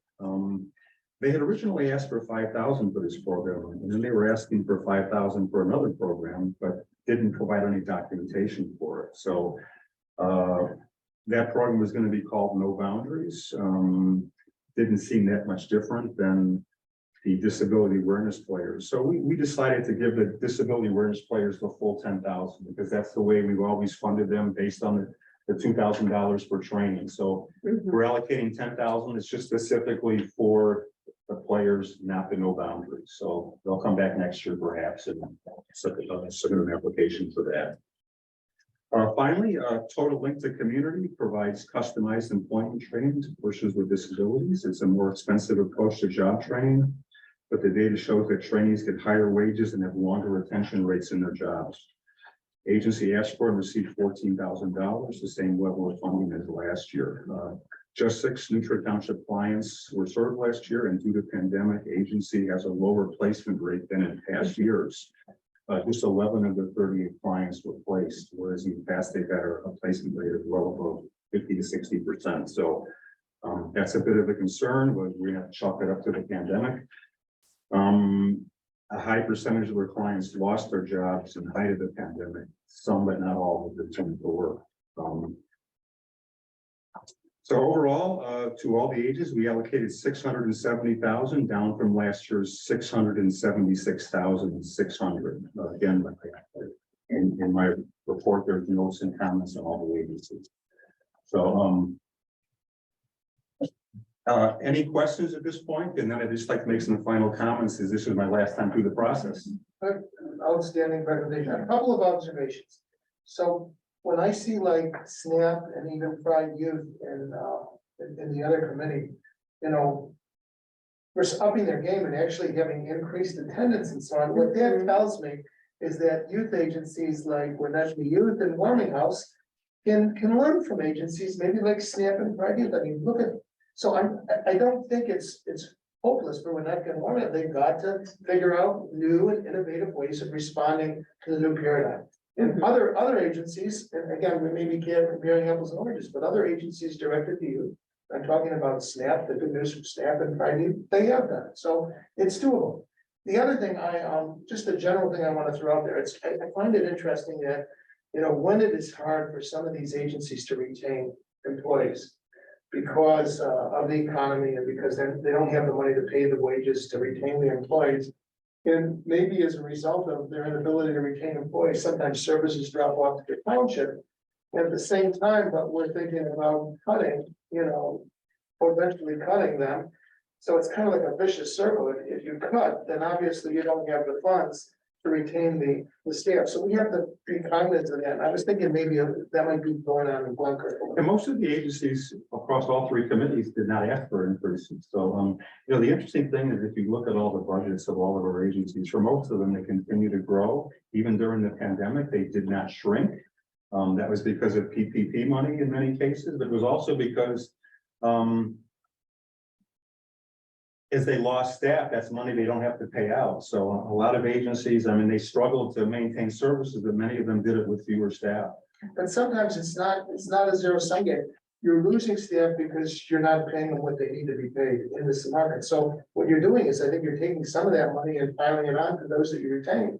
You're forced to pay more to retain your good staff. So For some agencies, they struggle with, especially agencies that are heavily dependent upon state funding. The state has not been particularly generous with rate increases for many of these services. The other thing I would disagree with, not disagree with you on the previous one, but about the youth services. People with disabilities are very hungry for social contact, and that's very different than a lot of kids over at the high schools who have ample opportunities to socialize. Whereas people with disabilities do not have ample opportunities to socialize, and there's a, So SNAP is a bad example, but Pride Youth is maybe a better example. Those folks. yeah, that might be a better example, so, Well, but even still, they share a commonality that is perhaps different from the average, person that would go to, one of the youth or a women's center, it's. It's not a great. There's a particular, it's not a one-to-one, comparison, I would argue. are there questions? So Brian, you did mention that for our place, they've been able to retain their staff, and I'm just wondering, what have they done differently? Why have they been able to retain their staff when other agencies have had, such a problem with that? Well, they're not state funded, so, some agencies have been able to be more creative in how they can pay wages to staff. There's a real loyalty over there in our place too. There's a real sense of it being a community-based agency, and I don't have any observations other than that. Part of it is the people that started are still there. Most of the people that started are still there. It's been a continuation, it's not something new or random people coming in off the street. They have had some turnover in their executive director. They're on their third executive director now, so,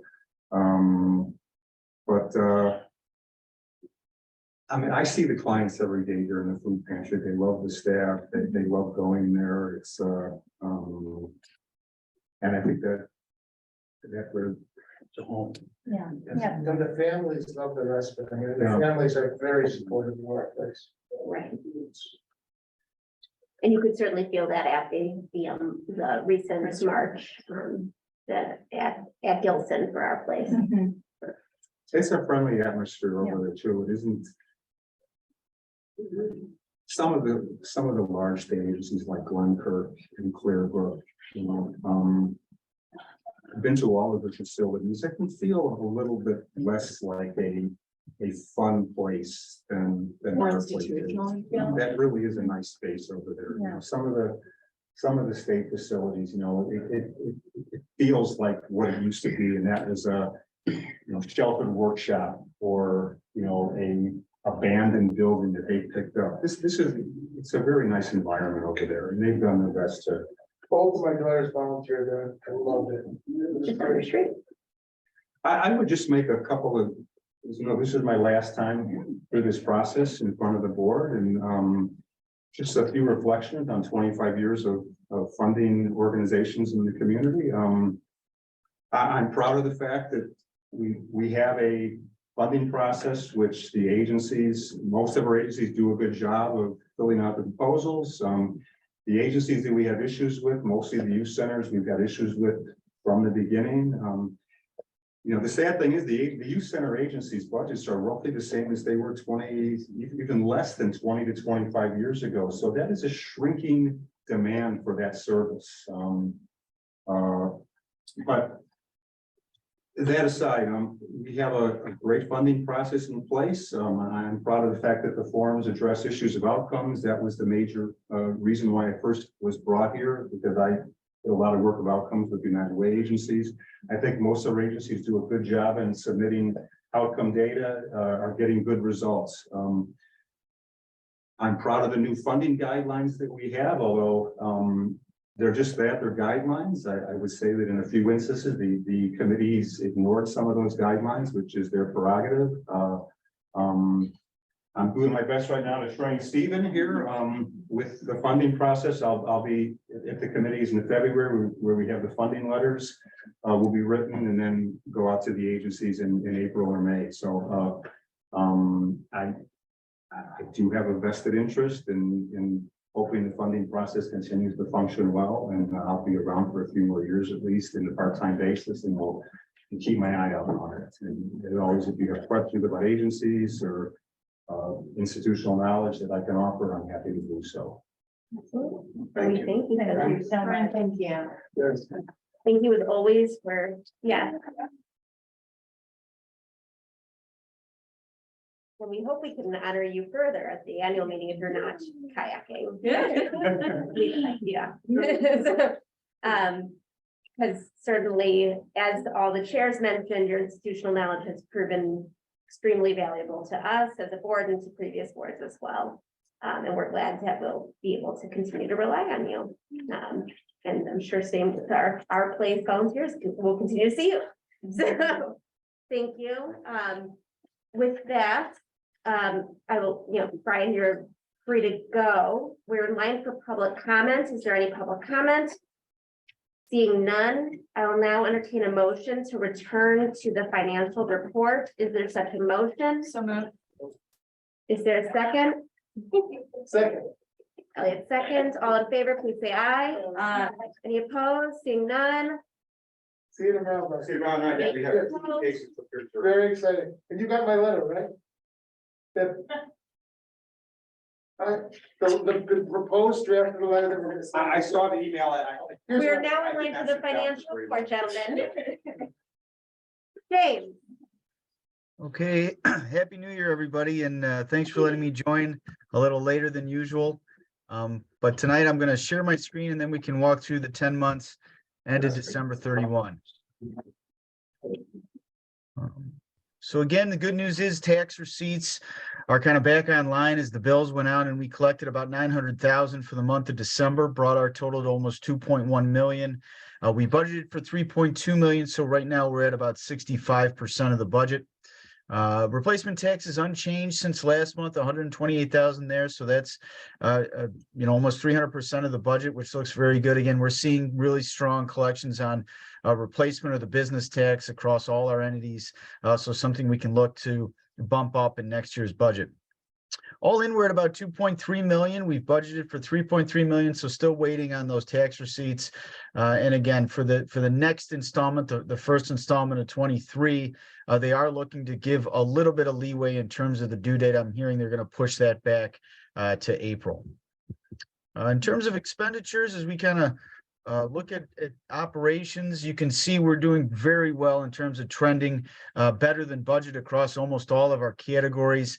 The only outlier really is the pantry. And again, there's a need for service there. And all in, we're at about 59% for the town fund, 75% for GA. So 61% in total on about 2.3 million spent, 3.7 million budgeted. So all of that below where we are in the year and well in line with the overall budget. I'll just say, wait, while you're on the pantry, just so you can obviously see that we're at 114%. We have now started using angel fund donations that were earmarked for the pantry to make up that difference. So I'm not concerned that we will be able to make our, meet the need this year, but we do get to consider that in our budget for next year. So yeah, as you look at our current, net position, we're about 36,000, which again, the tides will turn there, so to speak. Next month as the rest of the property taxes come in. We started with 1.4 million in fund balance. We're at about 1.39 million to end the month. Again, 60% fund balance to expenditure ratio, obviously very good, better than 6 months of expenditures. In terms of the distribution, again, property taxes will make up the majority of the pie at about 93%, replacement tax 6, passport fees 1.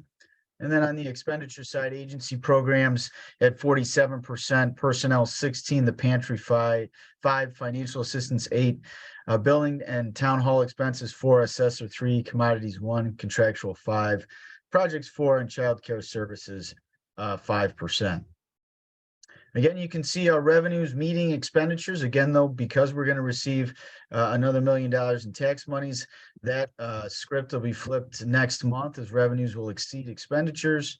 And then I won't go into all of the detail in terms of the individual line accounts. Obviously, the agency programs are still at that 67% mark. But as I go down into the investment report, again, you can see about 2 million at the bank. Again, we've received some of that tax money, so you will see that change. As you can see in our BMO Town Fund, we've got a little bit more money than usual, and we've already moved a good chunk of that back to those savings account, which gather a little bit more interest. We just did receive a lot of the tax payment at the end of the month, so just the transfer needed to be made, and was done in January. Other than that, I have the transaction detail account, which we've tried to adjust per your request for the zeros. We've taken those out. So again, that's for your approval tonight, as well as all the reconciliations. We did adjust our entries to make sure that those zeros were removed throughout those reports. But I'd be happy to take any questions. Are there any questions? I think this actually might be more of a Gail question than anything else, but I noticed that we didn't spend all of our budget for back to school supplies. Still, this was page 6 of 9 towards the front border. And I would assume that the fact that it's back to school is well past. I was just curious as to what the makeup was there. I think that was Target school, Target gift cards for back to school. Yeah. And I think I ordered them based off of the numbers that Jean gave me for. Right. So I Okay. think we budgeted 35,000, Okay. but we didn't need. We just didn't need all of them. Okay. We get the numbers from the schools, 'cause it's the free and reduced lunch Got it. community, so, Okay. yeah. But I get a totals that I approve each time, so it's not necessarily the same year after year. Got it. I The don't get- allocation tends to be pretty steady, right? We tend to I think I remember. Exactly. That's a steady number. Okay. But yeah, we're not intending to use additional funds on that at this point. All right, any additional questions? Seeing none. So we've now moved the verification of claims to here, thinking that now that you have the report physically in front of you, it makes sense. And the form, we did do some revisions with our lawyer, so hopefully that covers all of the concerns regarding the language. So my line for the verification of claims, trustee Moser. We'll make a motion to approve the town fund for the period of December of 2022 to the present day, January 10th, 2023. Now, as indicated in the financial report. Is there a second? Second.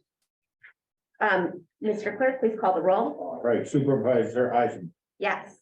trustee Cassell McNabb, Yes. trustee Rob, Yes. trustee Moore, Yes. and trustee. Yes. They have been verified. And you have one of the forms with you, because I did not bring mine. So. I have one. Okay. Right. Oh, we'll go here. Thank you.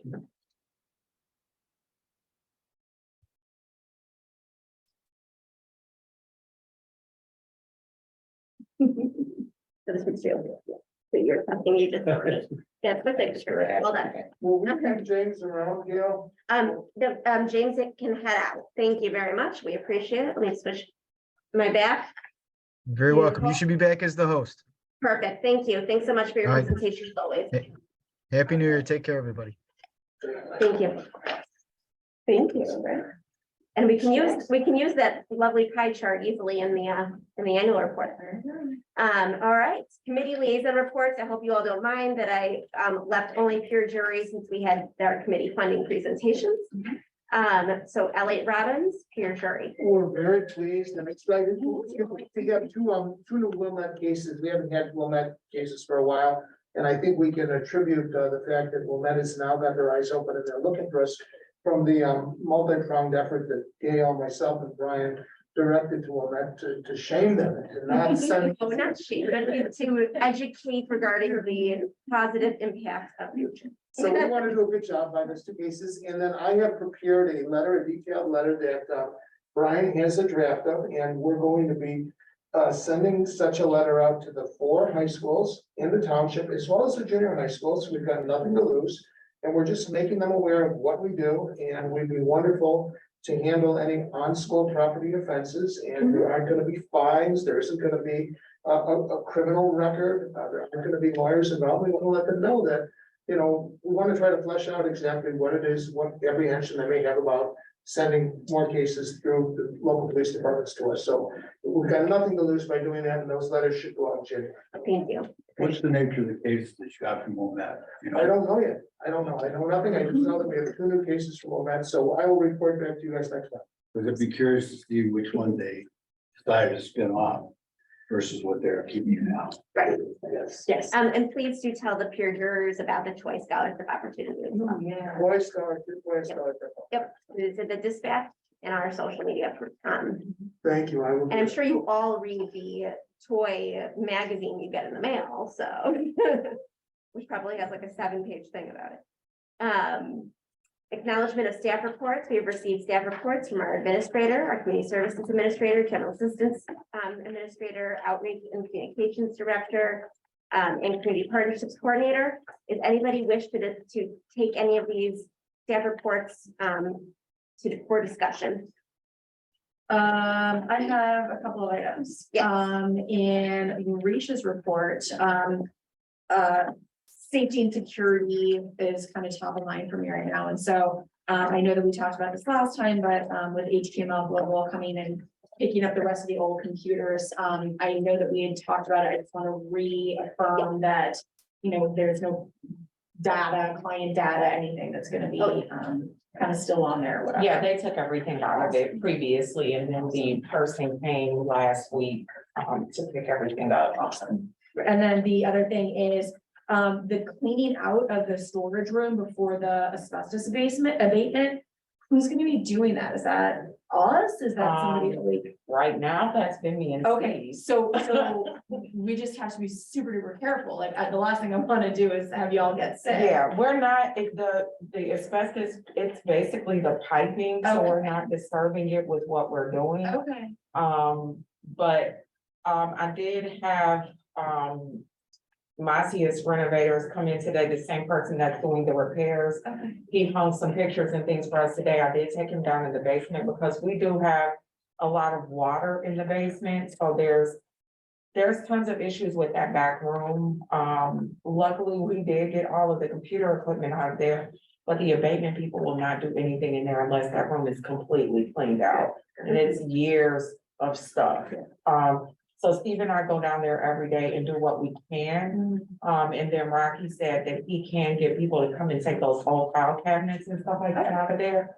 So, I'm just gonna try to get him to do that. And then the electrician took the old light bulbs and stuff like that today because we had lights out in here. So that was, 2 jobs at once. So hopefully I want to get the abatement people in here by the end of January. It's just a big undertaking, like the stuff we have in storage it's crazy, actually. Just be And, yeah, careful. And just Yeah. be careful also that, make sure any governmental records. Oh, yeah, everything is in the vault, so Right, anything that was on that shelving is now in the vault. Okay, And there's, a lot of stuff in the vault, that's for a different conversation, because that's all for digital. right. And we, What's the digitalized. I sent Clerk Williams my lovely thoughts on Yeah. working with the Secretary of State's office on it. Yeah, So hopefully we'll get that project going. yeah, The only other thing that I wanted to pull out is, in Julie's report, the sustainability and the kind of go green Winnetka, go green Illinois stuff. Just this week, we started composting in the D36 schools. So kind of in the lunchroom, that is a thing now that we're teaching everybody from, kindergarten on up, to do it. And so, that might be kind of another, combination of awesomeness there. Absolutely. Thank you. Anybody else have matters they want to pull from staff reports for discussion? Thank you all. I'm very excited about many of these new initiatives. So keep your eyes open in the dispatch for all those events. Okay. Continuing business, the investment proposal. So 2 months ago, we had received a presentation from Sawyer Faldudo Asset Management LLC. We also have a previously existing investment policy that's on our website that was updated and adopted in 2006. So I'm using that as a reference point. Under that policy, deposits can be made in financial institutions approved as depository by the Board of Trustees. And then the Township Supervisor has sole authority for deposit investment of the public funds. And obviously there are then provisions on how that is done. And as per our discussion, when we have the presentation, it does set forth the objectives for that investment, being safety of principal, sufficient liquidity to meet all obligations, favorable rates of return, consistent with safety principal liquidity, and avoiding investment transaction that impairs the public confidence. And that's certainly the Cliff's Notes version. The full document is on our website now in the policy section, policies and resolution. So to that end, I would like to ask that this board designate the Schwab International as a depository to be act as a custodian, the Soil Faldudo Asset Management Services. To that end, I did speak with a number of their Illinois municipal client references, starting with Township of Compton. I mean, everybody I spoke to was, first of all, everyone picks up the phone, which is just really lovely. But they were just, everybody I spoke to about Sawyer Faldudo was effusive in their positive praise. And I mean, obviously they're going to put people who are going to be positive, but they got very excited about how good they have been for their particular entity. Compton says they were very responsive, the fees are minimal, extremely pleased with their work. They had been previously only investing in CDs. They are always confident of meeting all statutory requirements related to municipal investments. They've stuck with treasury bills primarily and getting great returns. They come to any meeting that the board asks them to come to and speak in plain English and review their investment policy annually with them. The Village of Barrington reported that they've been very happy with their services. They're using them for multiple funds, fire and pension, as well as Village since 2009. Very happy with the returns and strategy. They listen to the wants and needs and the investment policies in place while giving advice, 100% compliance with any statutory requirements and policies. Naperville Park District was absolutely happy with them. They had been using them for 11 years. Previously, this particular woman had used them at a different entity, very targeted to municipal entities, competitive fees. They had done a full RFP, and especially given the small amount they're investing, under 2 million, which is we're way under 2 million. that we're talking about here. They thought their fees were fabulous, exceeded all benchmarks, great relationship with the board and explain things in easy to understand way, always review their investment policies and are very involved with government finance officers organizations in Illinois, so they keep abreast of all these different versions. So given their presentation and the reference checks, that's why I am recommending that we designate Schwab as a depository and engage the services of Sawyer Valduto. Is there any discussion? Are you recommending that we put all of our finances in with them? No, Yes? no.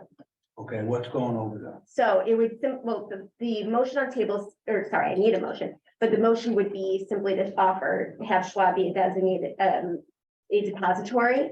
I intend to keep all operating funds in the operating account and only invest the reserves. That's my current plan, though I'm happy to discuss with anyone that investment plan. Give me some numbers. Yes, so if you go back to the, here, go ahead. I was just gonna say, so, when I think of our Right, accounts, I think of this. Exactly, that is what I'm referring to. Okay, so this, Page 9 of 9. yep, from Right. the finance report. The real financial statements, the 10 months ended December 31, Mhm. 2022, it is page 9. But it says page 9.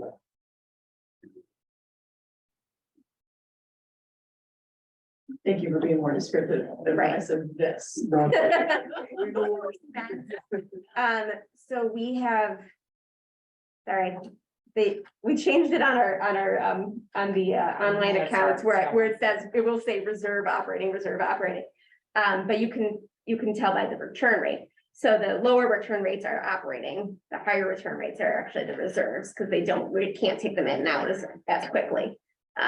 So that's why you get more money. So items 3 and 4, the BMO accounts that have the 1% current interest Right. rate. And I'm certainly not saying take all of it right now, but that would be the plan, would be in some way, shape or form. So you're gonna leave about $1 million in cash at BMO and transfer out about $785,000 over to them for long-term investment, correct?